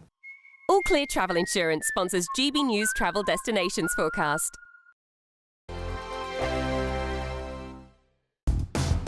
Do you trust what you're being told? Good, because neither do I. Those are just facts. I'm Alex Armstrong, and on my show, we'll expose the spin. Well, I want to answer that because you didn't let me last time, because you always speak over me. The broken promises. To deny that is denying the truth. And the hypocrisy. Allow. Stop. You think we can allow? Politics, policy, parliament. Nothing is off limits. No sugarcoating, no fear of offence, just the truth laid bare. Tune in every Saturday and Sunday at 9 p.m. for Alex Armstrong Tonight, only on GB News, Britain's news channel. Now Nana Queer. Weekends from 3 p.m. Will not want to miss. Now, after escaping North Korea twice and surviving years of hardship, he's now campaigning for human rights and speaking out on global freedom issues here in Britain. And tonight he shares his journey, the political response to North Korea, and why he believes that the West must not stay silent. Well, I'm very pleased to say that I'm joined in the studio by Secretariat UK, all-party parliamentary group and human rights activist Timothy Cho. Well, first of all, thank you for having me here. Well, even at the reception, I was asked how did I escape from North Korea. And yes, I've been in the UK for 18 years now, but I escaped when I was 17, twice escaped. And I was imprisoned 4 times, 3 times in China, 1 time in North Korea. And especially experiencing that North Korean imprisonment. And this will continue in my eyes, how men and women being tortured and killed, and which I also treated terribly, and which I live with those scars inside and outside today. And I remember visiting Auschwitz last year, and I was sitting on my bed 3 days and remembering and what I saw there, exactly what I saw in North Korean prison cell. So why were you escaping, first of all? What was it that was making you escape? Why did you need to go? Why was it so bad? My parents first escaped, whom both of them were high school teachers in North Korea. So they escaped when I was turning age into 9 and 10. They left you there? Well, they just they didn't have other alternative choice. If they didn't make that choice, I think whole family could have taken into a prison camp. GB News, the People's Channel. As soon as it hits 11 and the headlines come in, Late Edition brings you the breaking news from all the front pages. Because the news is going to happen. So get a head start today. Patrick Christie's tonight, Late Edition. Alex Armstrong tonight, Late Edition. From 11 o'clock every night. Only on GB News, the People's Channel, Britain's news channel.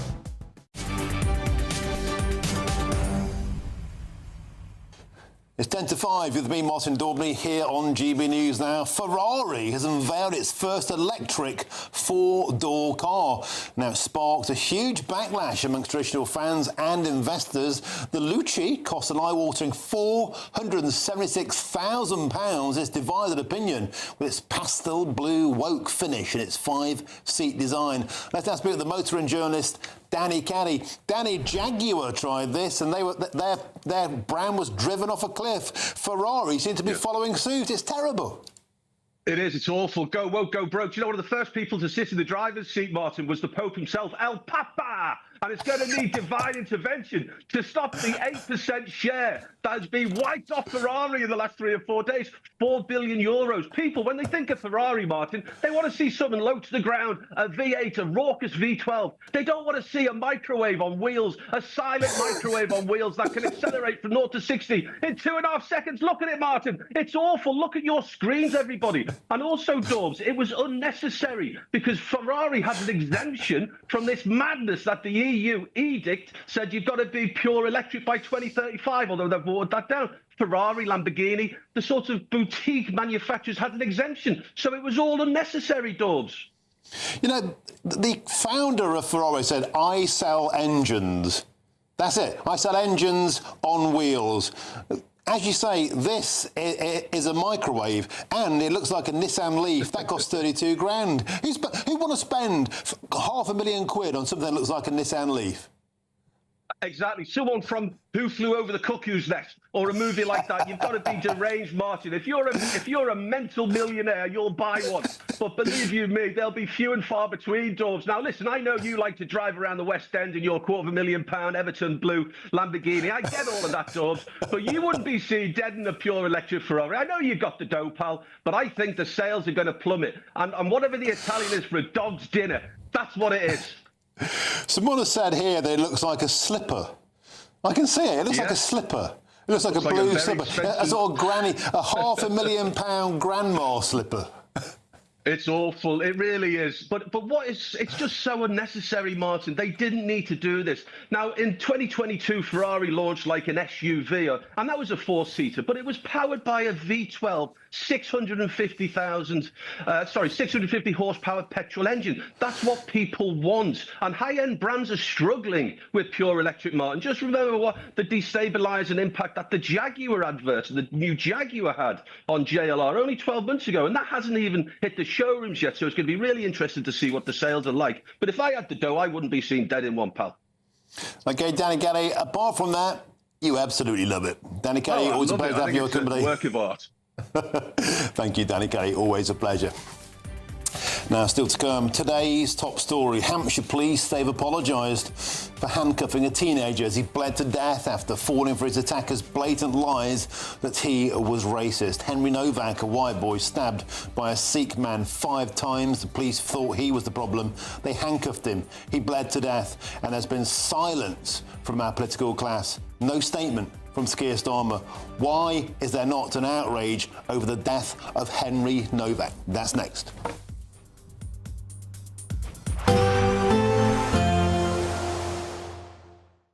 Expect warm spells with the odd rude interruption. Box Boilers sponsors the weather on GB News. Hello, very good day to you. This is your GB News weather update from the Met Office. Things are set to turn a little bit fresher for many of us for tomorrow, but before all that, it is still hot and often sunny through today. We have high pressure to the east of us, and this high pressure means we're dragging in hot air from the south, and it's this that's leading to those exceptionally high temperatures. Worth bearing in mind, with the heat, we are seeing a few heavy thundery downpours developing. Already had some of those this morning, and a few more to come in places this afternoon. Difficult to be too precise with exactly where and when these will develop, so just bear in mind the odd shower is possible. Temperatures in the southeast likely to be a bit higher than yesterday. We're looking at highs around 32, possibly 33 Celsius, and that hot air pushing northwards means parts of Scotland, northern Scotland, likely to have their hottest day of the week.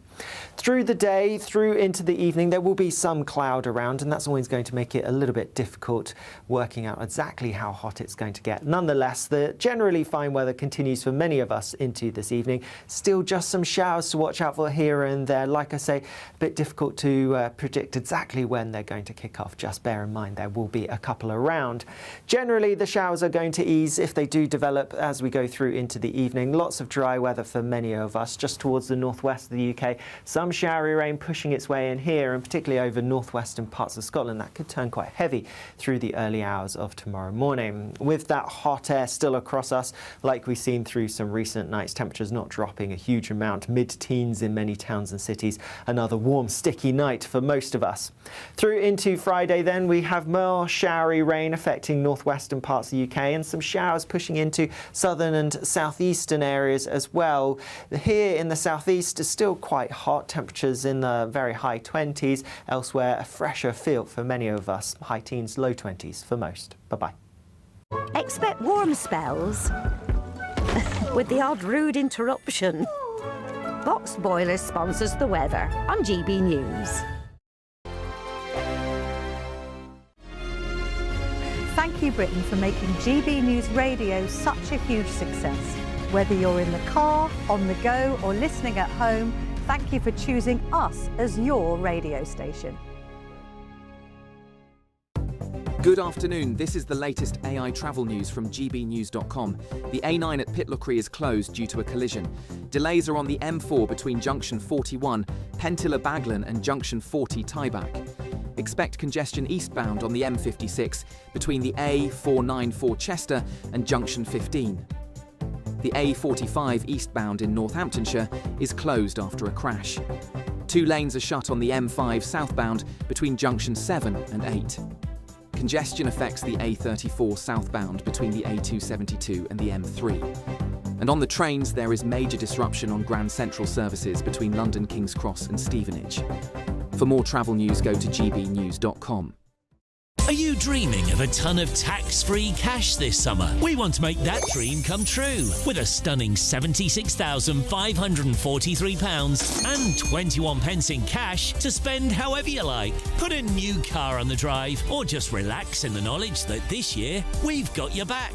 For a chance to win, text cash to 63225. One entry costs £2.50 plus one standard network rate message. Or text bonus to 63225. 5 entries cost £5 plus one standard network rate message. Go to gbnews.com/win. Entries start at £2.50. Call 0903 686 3232. Calls cost £2.50 plus your network access charge. Or post your name and number to GB21 PO Box 8690 Derby DE1 9TT. UK only. Entrance must be 18 or over. Lines close at 4 p.m. on the 26th of June. This is a network giveaway. Entries will be pulled. Please check the closing time if listening or watching on demand. Good luck.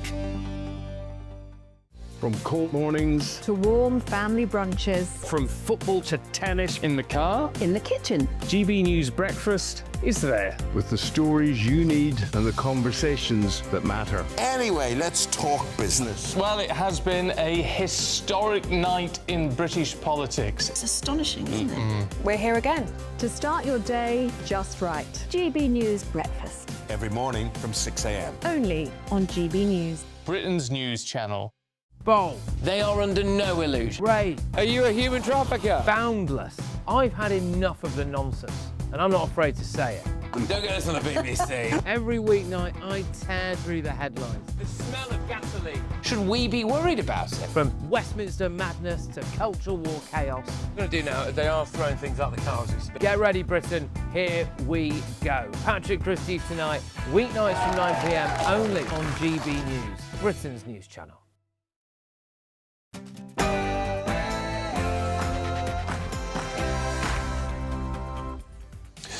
Very, very good afternoon to you. It's 5 p.m. and welcome to the Martin Daubney Show here on GB News, broadcasting for you all the way through until 6 p.m. Here's what's coming up on today's show. I'm sorry that Henry's life couldn't be saved that night, and I'm sorry that he was handcuffed and arrested in the moments before he lost consciousness. When his killer made that call to police, and he called the police, not the ambulance service, he lied on that call. News this afternoon, the betrayal of Henry Novak.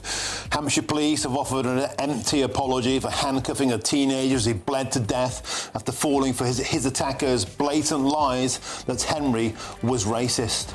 But instead, the finance student Henry Novak was on his way home innocently from enjoying a night out when he was viciously stabbed 5 times by Vikram Digwar with an 8-inch ceremonial Sikh knife. His brother and his mother then lied to protect their murderous son.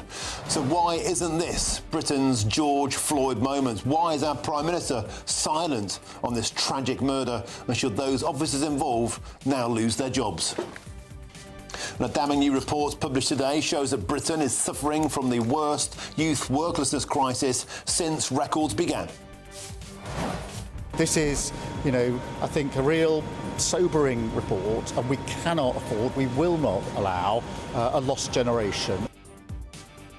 Well, they've been betrayed by our political class because, astonishingly, while the young British workforce grew by just 0.3% since 2020, there was a corresponding 355% boom in jobs for youths born outside of the European Union.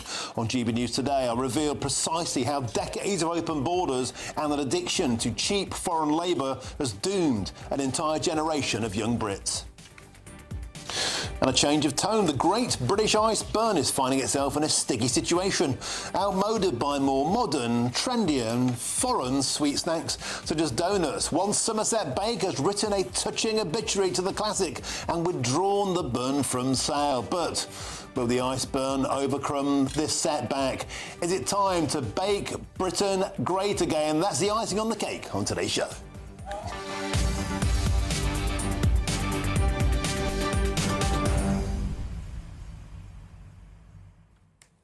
A damning new report published today shows an epidemic of worklessness amongst British youths. But dig deeper and you'll see this betrayal began decades ago with an open borders experiment begun by Tony Blair, accelerated by the Conservatives and turning into a tsunami under Boris Johnson. Is there any wonder young Brits feel hopeless feel abandoned when our country was thrown open to the entire world who had worked for less, live in cramped conditions, driving down wages for average Brits. This was hammered home by Brexiteers for years before Brexit.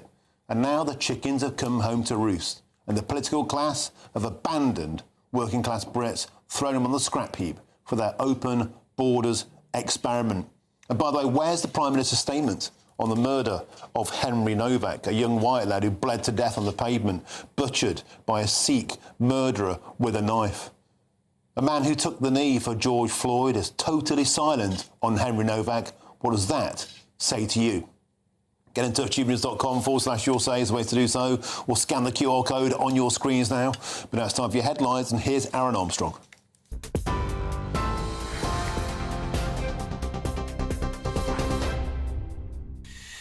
Very good evening to you. It's 3 minutes past 5. Our top stories. A man has been found guilty of stabbing a university student to death with an 8-inch ceremonial Sikh knife.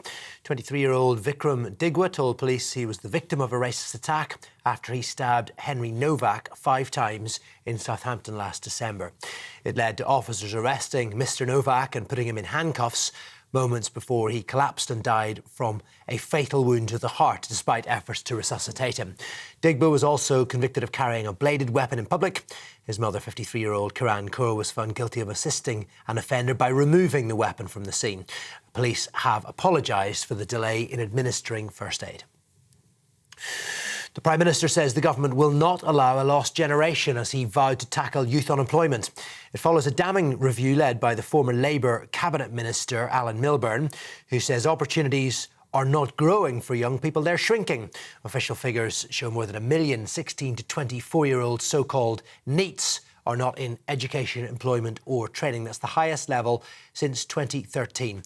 And Mr Milburn says the problem is getting worse. Detachment is no longer temporary. For too many young people, it is becoming permanent. If the current trajectory continues, within 5 years, we forecast in this report that today's 1 in 8 young people who are NEET will climb to 1 in 6. We are at risk of a lost generation. The Conservatives say Labour's at fault for failing to back British businesses. However, the Prime Minister, who commissioned the review last year, says the government will back Mr Milburn's recommendations. This is a long-standing, long-term problem. It's been going on for many years. It's complicated and complex, as Alan Milburn makes clear. There's no single thing that you can say that's the reason.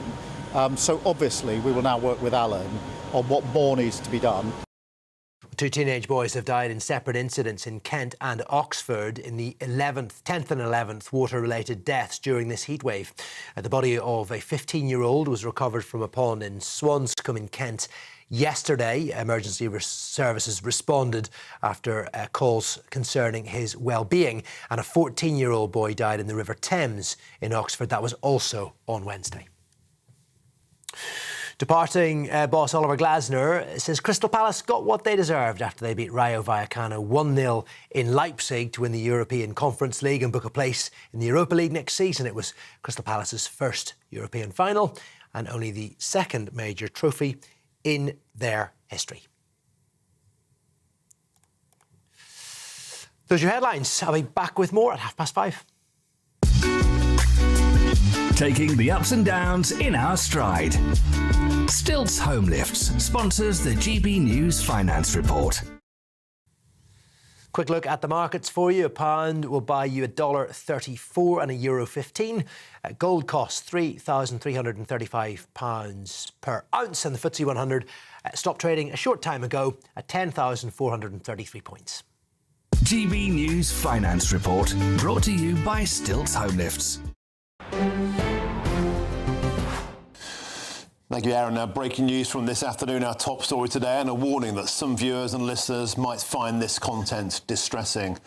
A Sikh man, a murderer, has been found guilty of murdering the university student Henry Novak with a ceremonial 8-inch knife before tricking police, lying into arresting the dying man by accusing him of racism.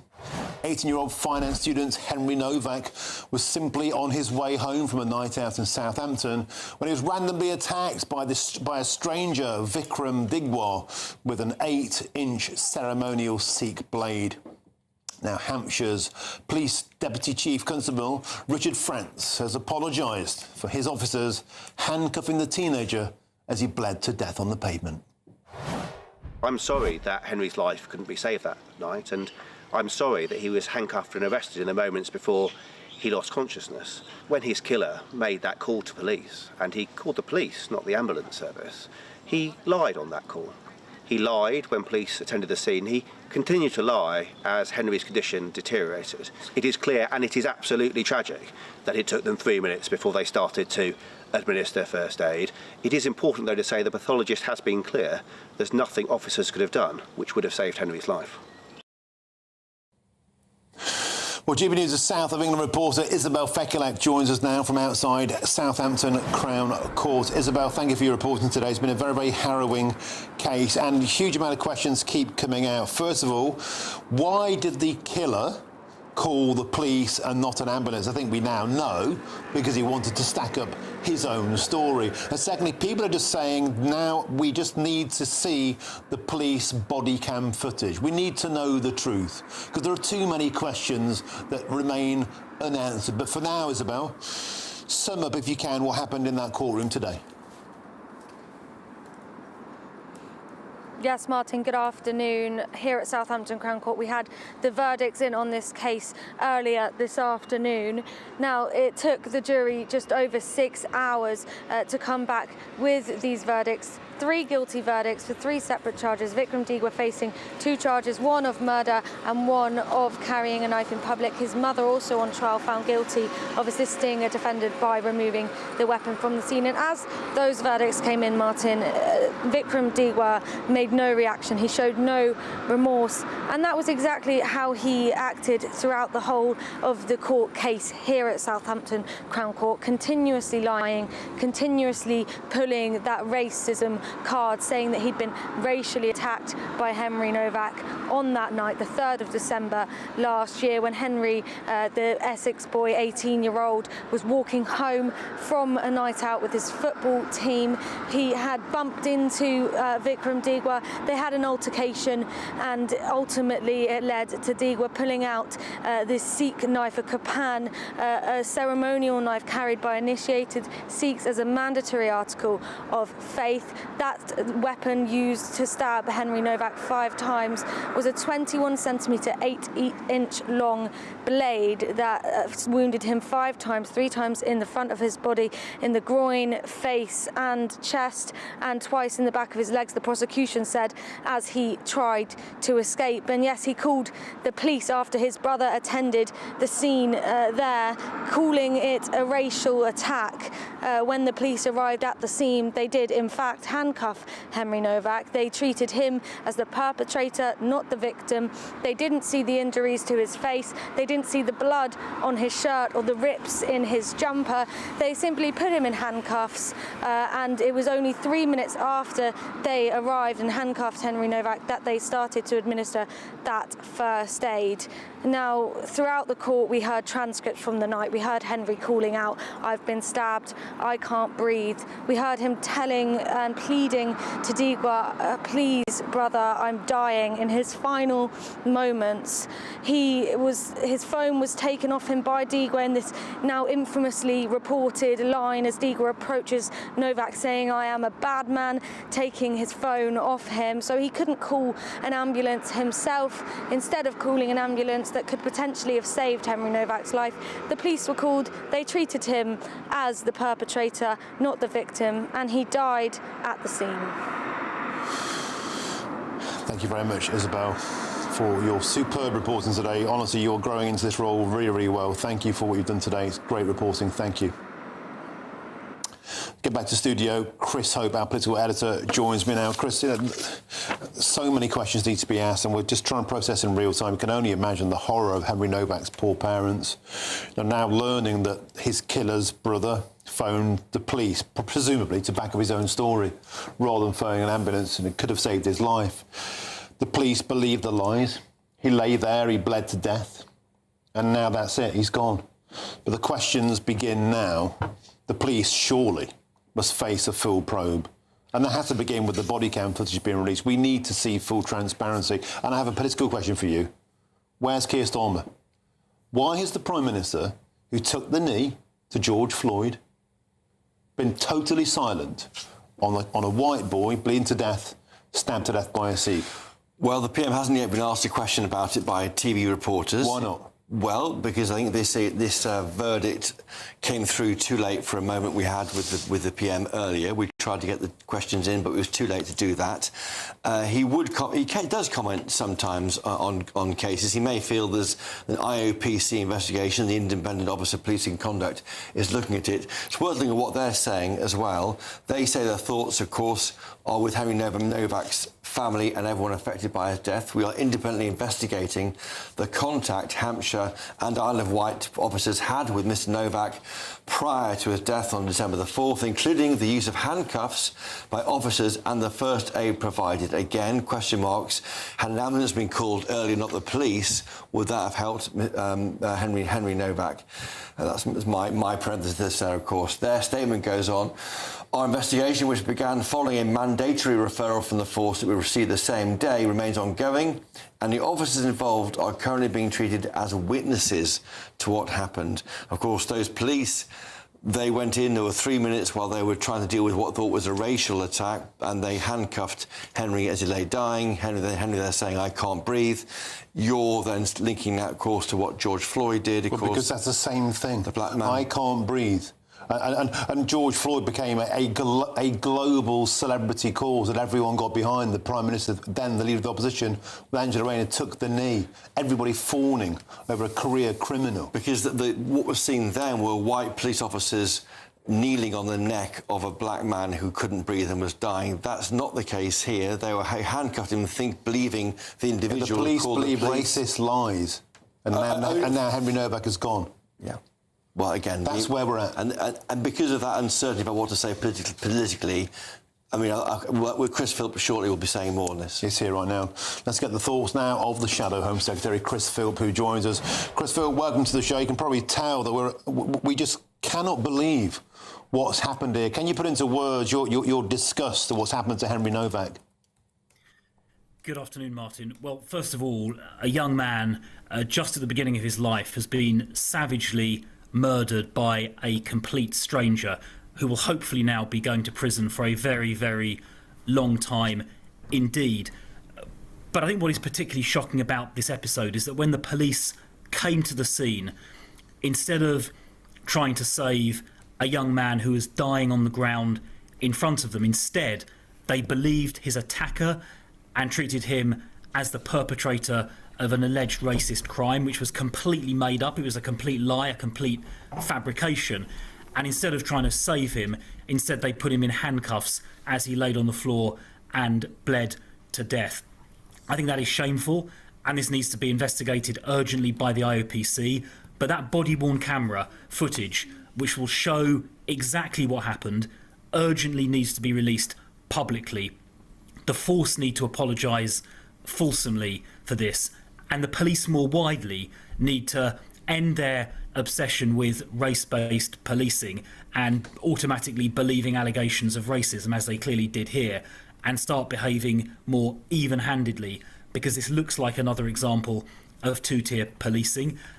If this lad had been from an ethnic minority and the police had handled the matter this way, there would probably be riots and protests right now, but we're not hearing anything. And the Prime Minister, Keir Starmer, needs to come out and show some leadership on this issue. He was right out after the George Floyd incident 6 years ago, which happened on a different continent. He was out taking the knee straight away, and yet here this has happened in the country where he is supposed to be Prime Minister, and we have complete silence from Keir Starmer. So it's about time he showed some leadership as well.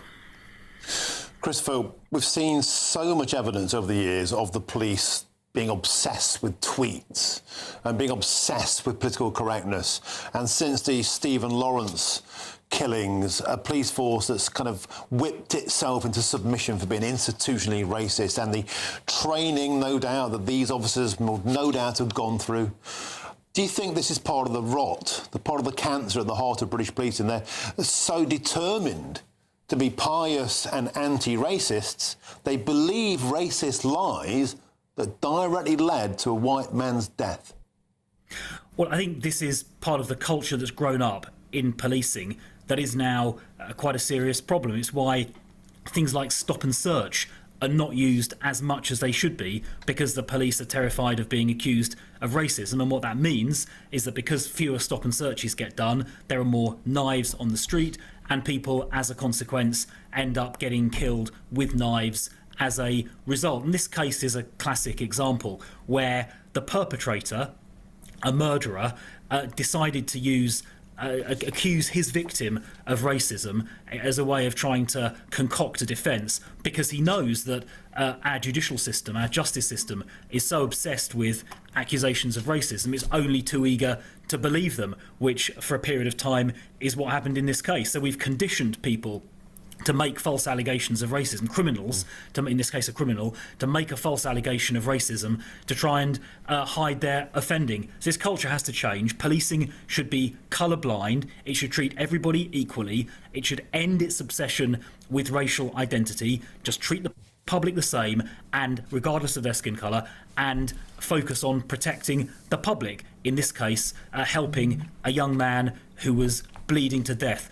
And Henry Novak told the police repeatedly that he had been stabbed. His last words, tragically, were, "I can't breathe." Those were his last words before he passed away. And the fact he was laying there on the ground, telling the police he'd been stabbed, and despite that fact, they still handcuffed him because they believed his murderer's lies, I think is appalling, and should be a wake-up call for our whole policing and criminal justice system to lay to one side this obsession with racial identity, just treat everybody the same and concentrate on protecting the public and catching criminals. That's all they should be doing, frankly, and I don't know why the Prime Minister isn't on the airwaves or issuing a statement making that point himself. It's a failure of leadership by Keir Starmer. Okay, Chris Philp, I'm joined by our political editor Chris Hope. He has a question for you. Yes, Chris Philp, you were the Policing and Crime Minister of State and Home Office for 2 years, till 2024. To what extent do you look at yourself and your government's record? Are you to blame for this, for not being tougher with the police about jumping to these conclusions? And just on the detail of this appalling attack, is it time that knives, like the knife carried by this Sikh, are banned? I know they're ceremonial knives, but should they not be allowed on the street? Well, on your first point, I was always very, very clear with police chiefs that we should they should focus just on catching criminals and protecting the public and nothing else, and that tactics like stop and search should be used a lot more widely. I've also more recently called out some of the police guidance, which essentially calls on the police to reverse engineer outcomes that are the same based on racial identity, even though offending patterns are different. On your second point, I think allowing people to carry knives around, sharp knives that can be used to stab, is something that needs to be urgently reviewed. I don't see why the knives need to be sharp. If somebody wants to carry a ceremonial knife for religious purposes, it could, for example, be blunted, so it's not capable of cutting, so it doesn't have a point on it, for example. I don't see why a ceremonial knife needs to be so sharp that it's capable of killing someone. So I do think that needs to be urgently looked at, Chris, yes. OK, thank you very much for joining us. That's the Shadow Home Secretary, Chris Philp. Thank you for your time, sir. Appreciate it. Let's get to my next guest now. I'm delighted to be joined by the founder of the Sanctuary Foundation, Dr. Krish Kandiah, OBE. Krish, thank you for waiting patiently. And I think you'd no doubt like to echo the sentiment there. Of course, the Sikh community on the whole have been a tremendously integrated and peace-loving part of British culture. This is an isolated individual here. That's right, Martin. And look, we're both parents, and so I think our sympathy is obviously with Henry's family. And I can't imagine, as they're hearing the details of what happened to their son, how brokenhearted they must be. And I'm nervous about us politicizing this. We need to figure out a way to deal with knife crime. Sadly, there's still too much knife crime in our country. I was reading recently, it's up to 5 homicides involving knives each week. There is still a problem, even though the trend is going down, which is encouraging. But I'm nervous that we turn this into a kind of a culture war moment. You mentioned George Floyd, and it was different, as your political commentator mentioned. That was the police deliberately, kneeling on someone's neck. Here we've got the police being given false information. They're entering a really chaotic crime scene, and our brave police officers have to make impossible decisions in a split second, and make the wrong one. And, they've apologized. I don't know what else they could have done differently because they had such false information given to them. So I think our sympathy has to be with the family, and we need to figure out a way that we can actually deal with knife crime right across the board, whoever's doing it, whether they're Sikh, British, Asian, whoever it is, we need to fight knife crime together. But Krish, policing is political, and politicians make it so. The Prime Minister, Sir Keir Starmer, made the death of George Floyd political when he took the knee. He took a sympathetic viewpoint, clearly, and we have yet silence on this case. Policing is political, and people do think there is two-tier policing. And the very fact that a police officer believed a blatant lie and didn't check the boy who was dying, does it not say to you the broader point that policing has been captured by woke politics and it's now resulting in deaths? Look, I think the Prime Minister will probably come out and say something. It's such a terrible story. Who wouldn't want to speak kindness and compassion into this terrible moment? But look, I can't imagine what it's like to be a police officer. Imagine entering that scene. There's blood everywhere. There's accusations. They've been given false information. I don't think that was about woke policing. I think that was about them trying to make split-second difficult decisions. And look, my daughter was a student at Southampton University. It could have been her walking down the street and getting attacked. This is something we've got to fix, the knife crime, and I think we need to be going after it hard. That comment around whether the ceremonial knife that Sikhs carry should be blunted, that's an open conversation we could have. It doesn't need to be an 8-inch long blade. There's no stipulation about the length of it. But equally, as you said, the Sikh community, this is an isolated incident. This has not happened, as far as I can remember, in living memory before, where one of these knives has been used in this way. So we wouldn't want to overreact. But we do need to fight knife crime. That's the problem here. Dr. Krish Kandiah, thank you for your views. I always appreciate your time, as you know. Thanks for having us on the show today. Thank you very much. And thanks to you, Chris Hope. And you're back tonight, 7 to 8 p.m, covering GB Tonight. If you want more Chopper, 7 p.m.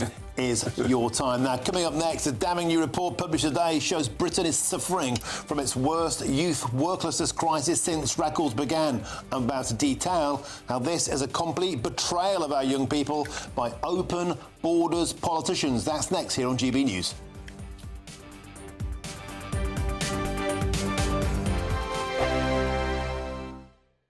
At GB News, we love to hear from you, our loyal community. So drop us a line at gbnews.com/yoursay. There you can talk to each other and also to the presenters live on air. gbnews.com/yoursay, because GB News is your channel, Britain's news channel.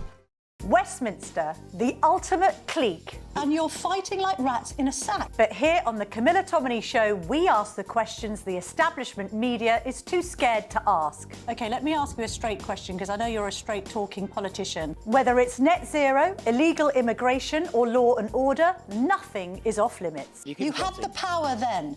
Yeah, as I and say, now you've lost it. That's the Camilla Tominey Show, a politics show that's fearless. No, let me finish my question if you don't mind, because it is my show. Sundays at 9:30, only on GB News, the People's Channel, Britain's news channel. Westminster's full of talk, but out here, it's the real world. Am I allowed to talk now? No, that's it.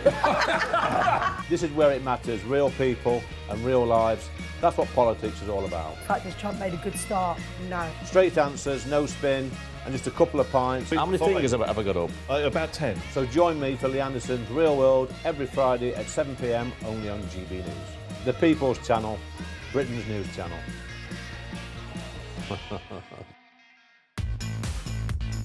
5 hosts, 5 opinions, 5 fearless debates, 5 unfiltered takes on the day's news. 5 reasons not to be anywhere else on Saturday night.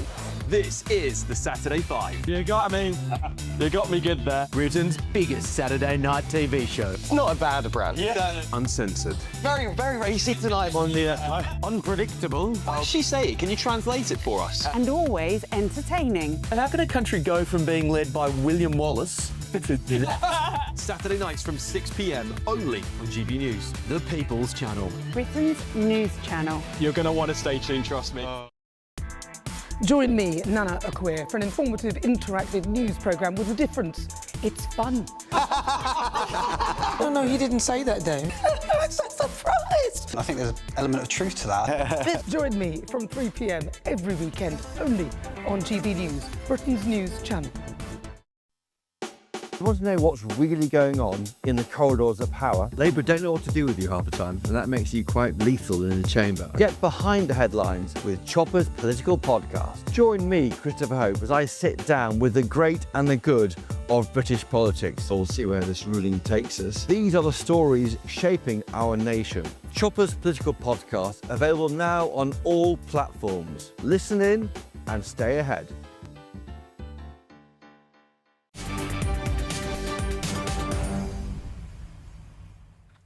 Welcome back. It's approaching 5:29. You're with me, Martin Daubney, here on GB News. I've got some breaking news for you now, and it's this. Nicola Sturgeon. She said she has had probably the worst week of my life after her former husband, Peter Murrell, admitted in court to embezzling more than £400,000 from the political party she once led, the SNP. Now, the former Scotland minister said she was completely exonerated and totally cleared after a lengthy and very forensic police investigation. So there we go. The worst week of Nicola Sturgeon's life.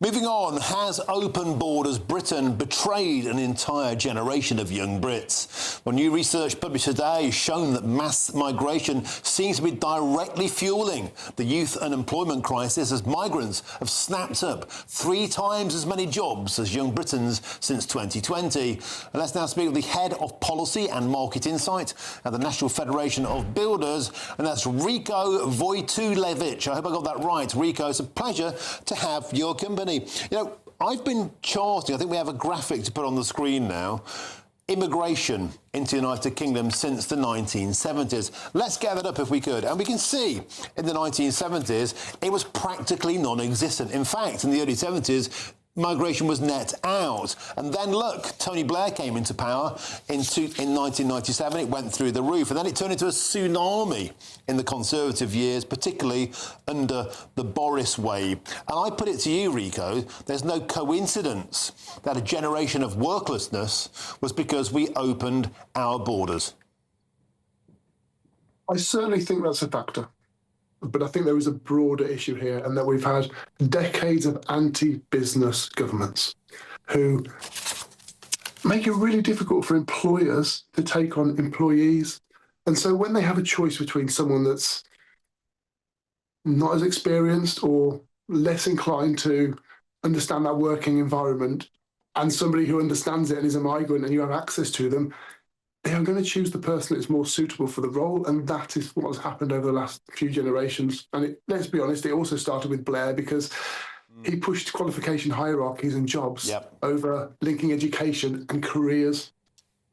You know, Rico, I think you're exactly right. You know, don't forget Tony Blair's key manifesto pledge was education, education, education. And as a consequence, we have now a huge oversupply of graduates, let's face it, often with Mickey Mouse degrees and a huge amount of debt. Whereas tradesmen, builders, you know, those who can fix stuff, we can't get enough of them. And surely, Rico, we should be encouraging more people, instead of like getting paper qualifications, to get an actual trade. Yeah, I think governments have tried to do that over the years, but they don't, because they don't understand employers, they don't understand what it takes to run a business and why you have to forward plan. You know, I was speaking to somebody in the heating industry this week who said, we take on a lot of apprentices, but we keep getting new regulations that stop us growing as a company. And it's the same in the broader construction industry. So it's a stat I like to use a lot. When small and medium-sized enterprises built around 40% of homes, we trained more carpenters and bricklayers than we do entire construction apprentices today. SMEs now build only 9% of homes. So it's no surprise that we don't have enough people entering the industry, because the people that train and ultimately retain them hand to mouth. And unless we enable them, look, and I don't often give governments credit, and I will do for this one, this government. It's the first time I've got a government to do something for SMEs that wasn't just hand them some cash. And this Labour government have proposed, it's not implemented yet, what's called a medium-sized site. So like a site between 10 and 49 homes. So basically you'll get treated as though you're building that many homes instead of 1,000 homes in bureaucratic terms. That means those businesses who, remember, train and retain, will actually be able to take on apprentices because they can establish a pipeline of work rather than just hand to mouth, no cash flow. It won't necessarily happen, and it might not happen quickly, but at least it's putting us on the right direction. And that government document and that government press release said 8 in 10 construction apprentices are trained by SMEs. It shouldn't have taken me 11 years of my job to get one press release to identify that. But Rico, sure, they could also do things like the national insurance hike has made it harder to hire and retain. Increasing the minimum wage for the youngest workers might sound like a laudable thing to do, but the evidence is now manifestly clear. People are hiring less young people. Policy has an impact, and we've had some bad policy of late. Yeah, we have. And post-COVID, we had 12 new taxes added to the construction industry and regulatory changes that added costs. And you go into politicians, do you not understand the impact this has on businesses? And they say, well, don't worry, it'll be dealt with by the land value, so it'll come off the land value. It's not the way things work. And in many places, as research has shown recently, there is nothing in that land value. So you are absolutely correct. When you add those national insurance costs, when you add that minimum wage, you are effectively pitting somebody that's never had a job against somebody who may have had a job and maybe they've got skills in other departments, but they've chosen construction. So you're taking an opportunity from someone away that could have had that because you're paying somebody, unfortunately, a lot of money to do a job they can't do. And what people don't talk about is you also have to get another member of staff to handhold them for a short period of time. So you're lowering your productivity, not just on the staff member that's not so great, but because you're taking away from an experienced member of staff. It's an absolute catastrophe. And we need some politicians that understand how businesses work in order to save this neat issue. And unfortunately, Tony Blair doesn't quite get it, and I don't think other politicians do. Speak to employers, they understand. Rico, here's an idea. How about getting somebody like you into government? We might have half a chance. Rico, thank you very much for joining us on the show today. Head of Policy and Market Insight, National Federation of Builders. Top man, thank you very much indeed. Now, breaking news just coming in. And it's good news. The US and Iran have reached a memorandum of understanding on a 60-day ceasefire extension. Now, US negotiators briefed Donald Trump, but he didn't sign off right away. Instead, asking for a couple of days to think about it, we hear. That's according to US officials. But that would explain why the stock markets are going banzai. The stock markets are really reacting very, very healthy to this right now. Oil coming right down, stocks and shares going right up. Breaking news just in, the US and Iran have reached a memorandum of understanding on a 60-day ceasefire extension. 60 days to try and sort this mess out. US negotiators briefed Donald Trump, but he didn't want to sign off right away, instead asking for a couple of days to think about it. According to US officials, markets reacting responsibly. It looks like for now, good news, peace in the Middle East, maybe that just a bit closer. Now, don't go anywhere. It's time for your traffic and your travel updates. Stay safe and stick with us. Good afternoon, this is the latest AI travel news from GBNews.com. The A72 eastbound is restricted between Gilmerton and Sheriff Hall roundabout due to a collision. The M4 is facing issues between junctions 41 and 40 because of an incident. Warrington's M62 westbound exit at junction 11 has a closed lane due to a broken down vehicle. The M40 northbound in Buckinghamshire is partly closed between junctions 1A and 2 due to an overturned vehicle. The A34 southbound in Hampshire is congested near the A272 and M3 junction. And on the trains, there are major disruptions on Grand Central services between London King's Cross and Stevenage, alongside Great Northern delays. For more travel news, go to gbnews.com.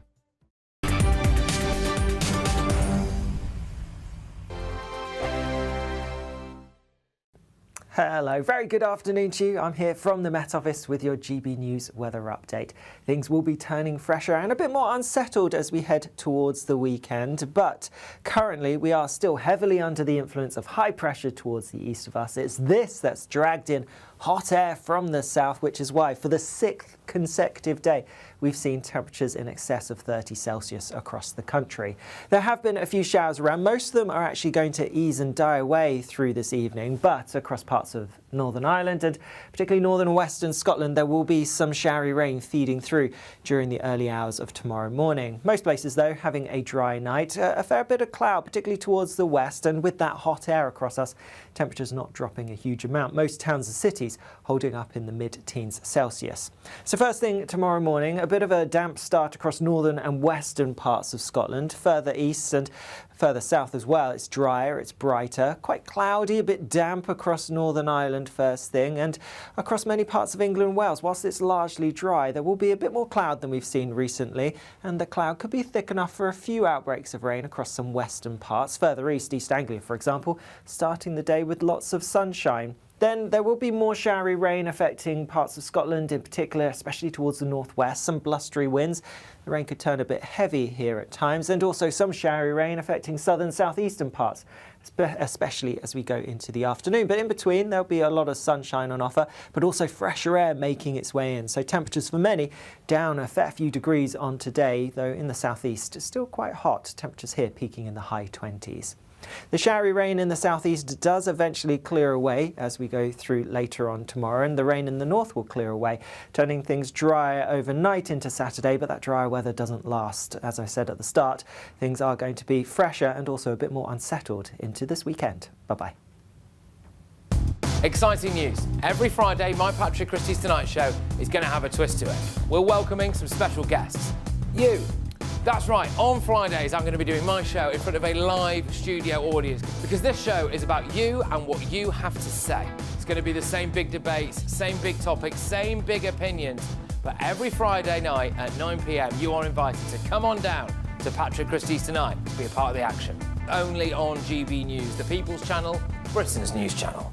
From cold mornings to warm family brunches, from football to tennis in the car, in the kitchen. GB News Breakfast is there with the stories you need and the conversations that matter. Anyway, let's talk business. Well, it has been a historic night in British politics. It's astonishing, isn't it? We're here again to start your day just right. GB News Breakfast. Every morning from 6 a.m. Only on GB News. Britain's news channel.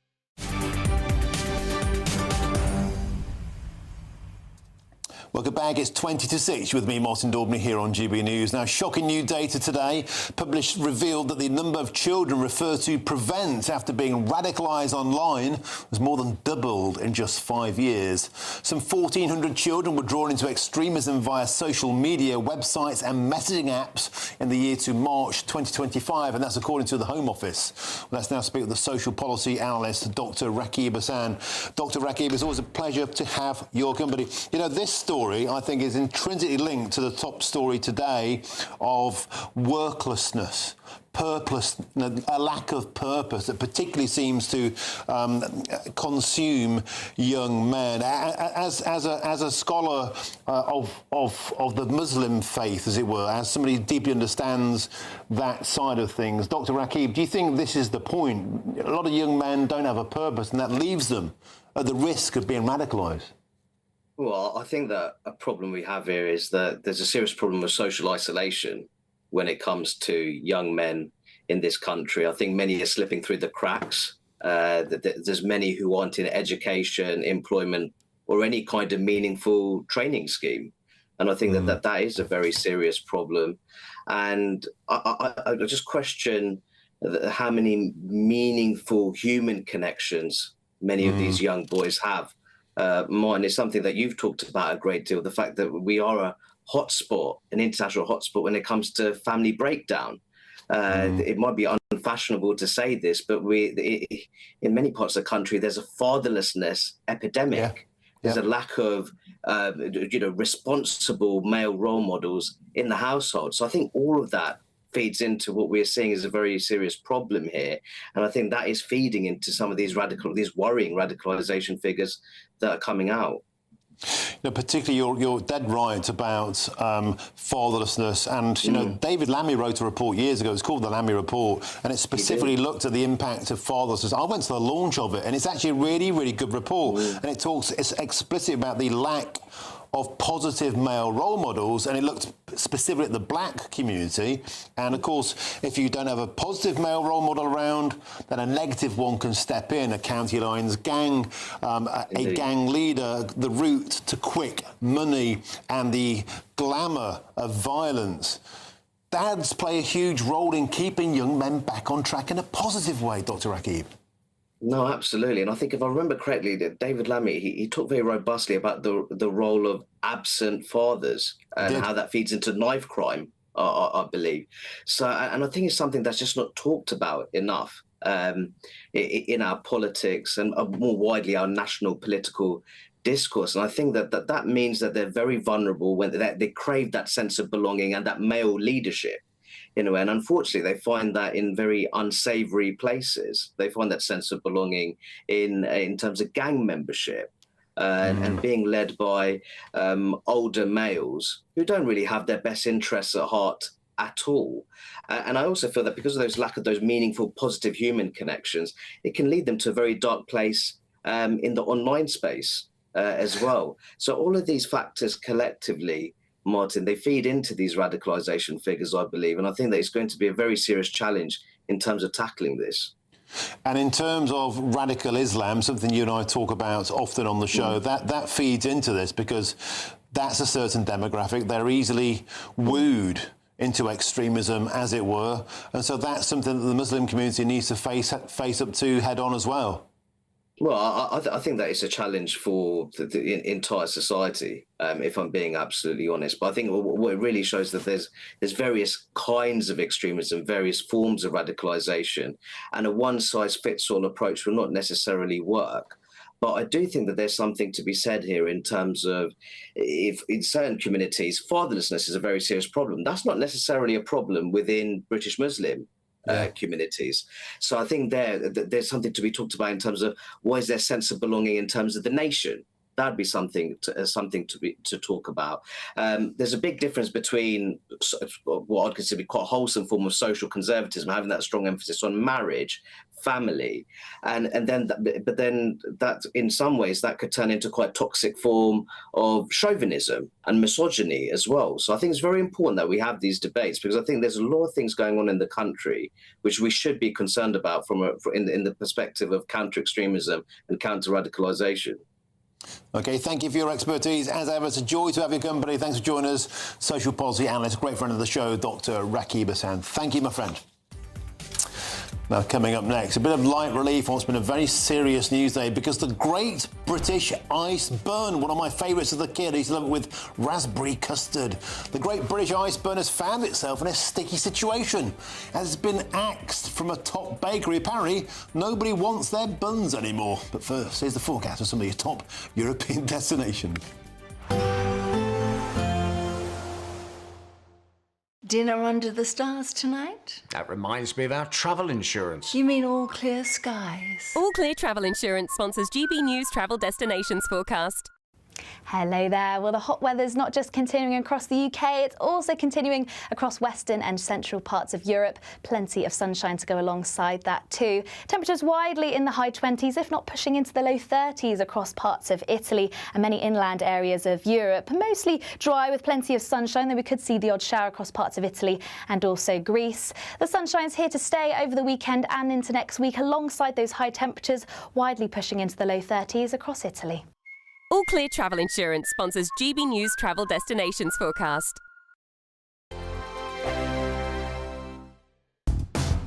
Do you trust what you're being told? Good, because neither do I.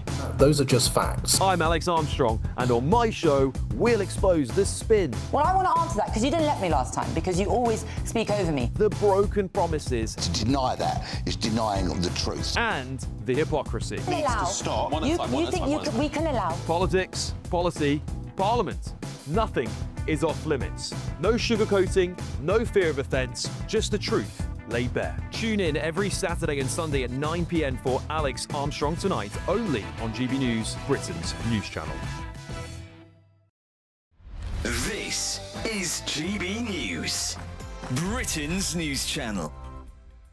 It's very hot indeed, and there's been a lot of talk about Clarkson and Co today, but the real stars of the show are these guys here. We've got the cows over there, and then just behind me we've got donkeys, we've got Highland cows over here, all sorts of animals. These are all here courtesy of Adam Henson, who we spoke to earlier today on GB News, star of Countryfile. It's been an amazing day here today. It's been incredibly hot, but everybody has been in great spirits, keeping themselves hydrated. It's on for one more day, so if you're in Warwickshire, you know where to come.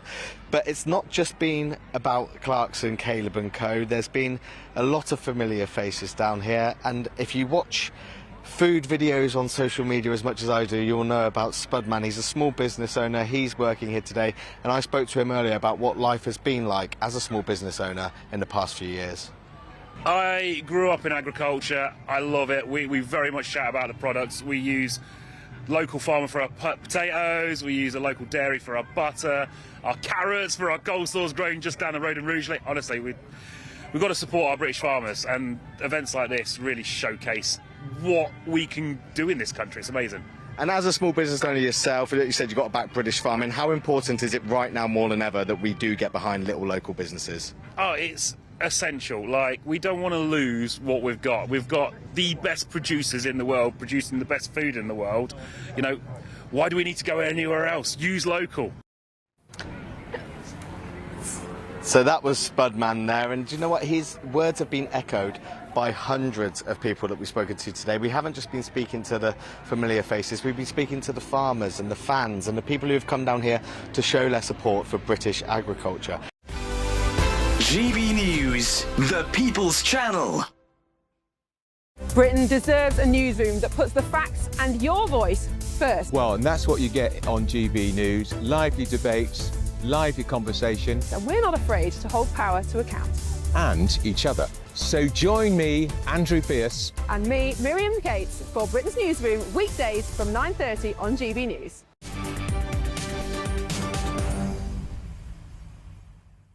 Welcome back. It's approaching 10 to 6. You're with me, Martin Daubney, here on GB News. Now, it's been a heavy news day, so let's have a bit of fun to end the show, because once the nation's favourite sweet treat, well, it's found itself in a sticky situation after a Somerset bakery announced that they're discontinuing their iced buns due to a lack of sales. But will the ice burn over crumb this setback?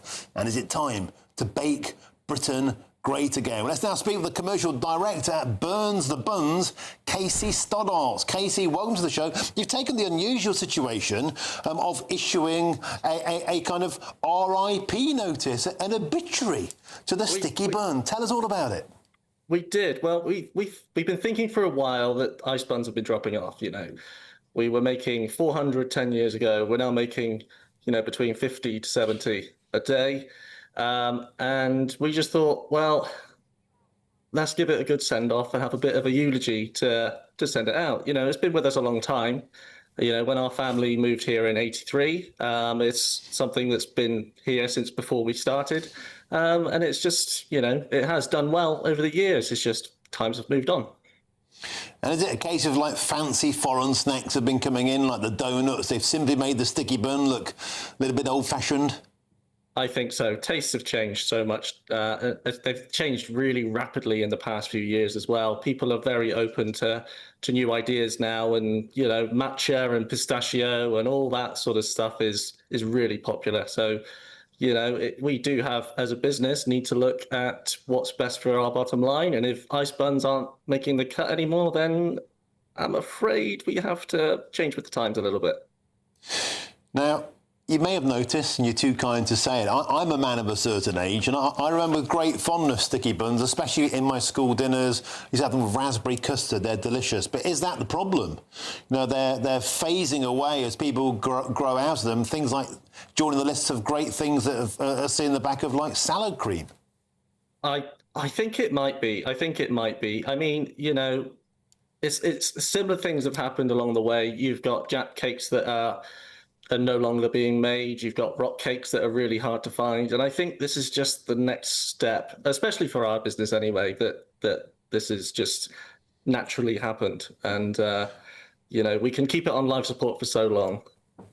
But Casey, are you hopeful now that the sudden, if you like, death row state of the sticky bun might see a sudden surge in sales as people sweep in to save this classic?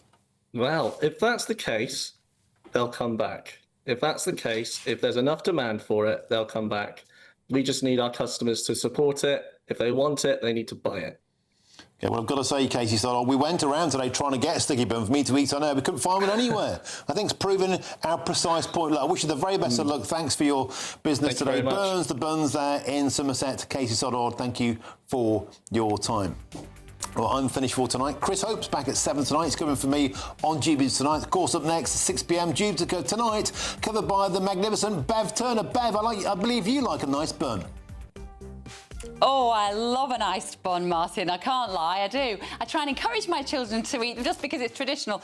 Right, listen, let's talk about the terrible circumstances surrounding the death of Henry Novak this evening. What do you expect if the police have been told that being racist is the worst thing they could do in the workplace? We're also going to talk about this mass youth unemployment and the role that migration has played in these figures. And cycle lanes are sexist. Stay with me.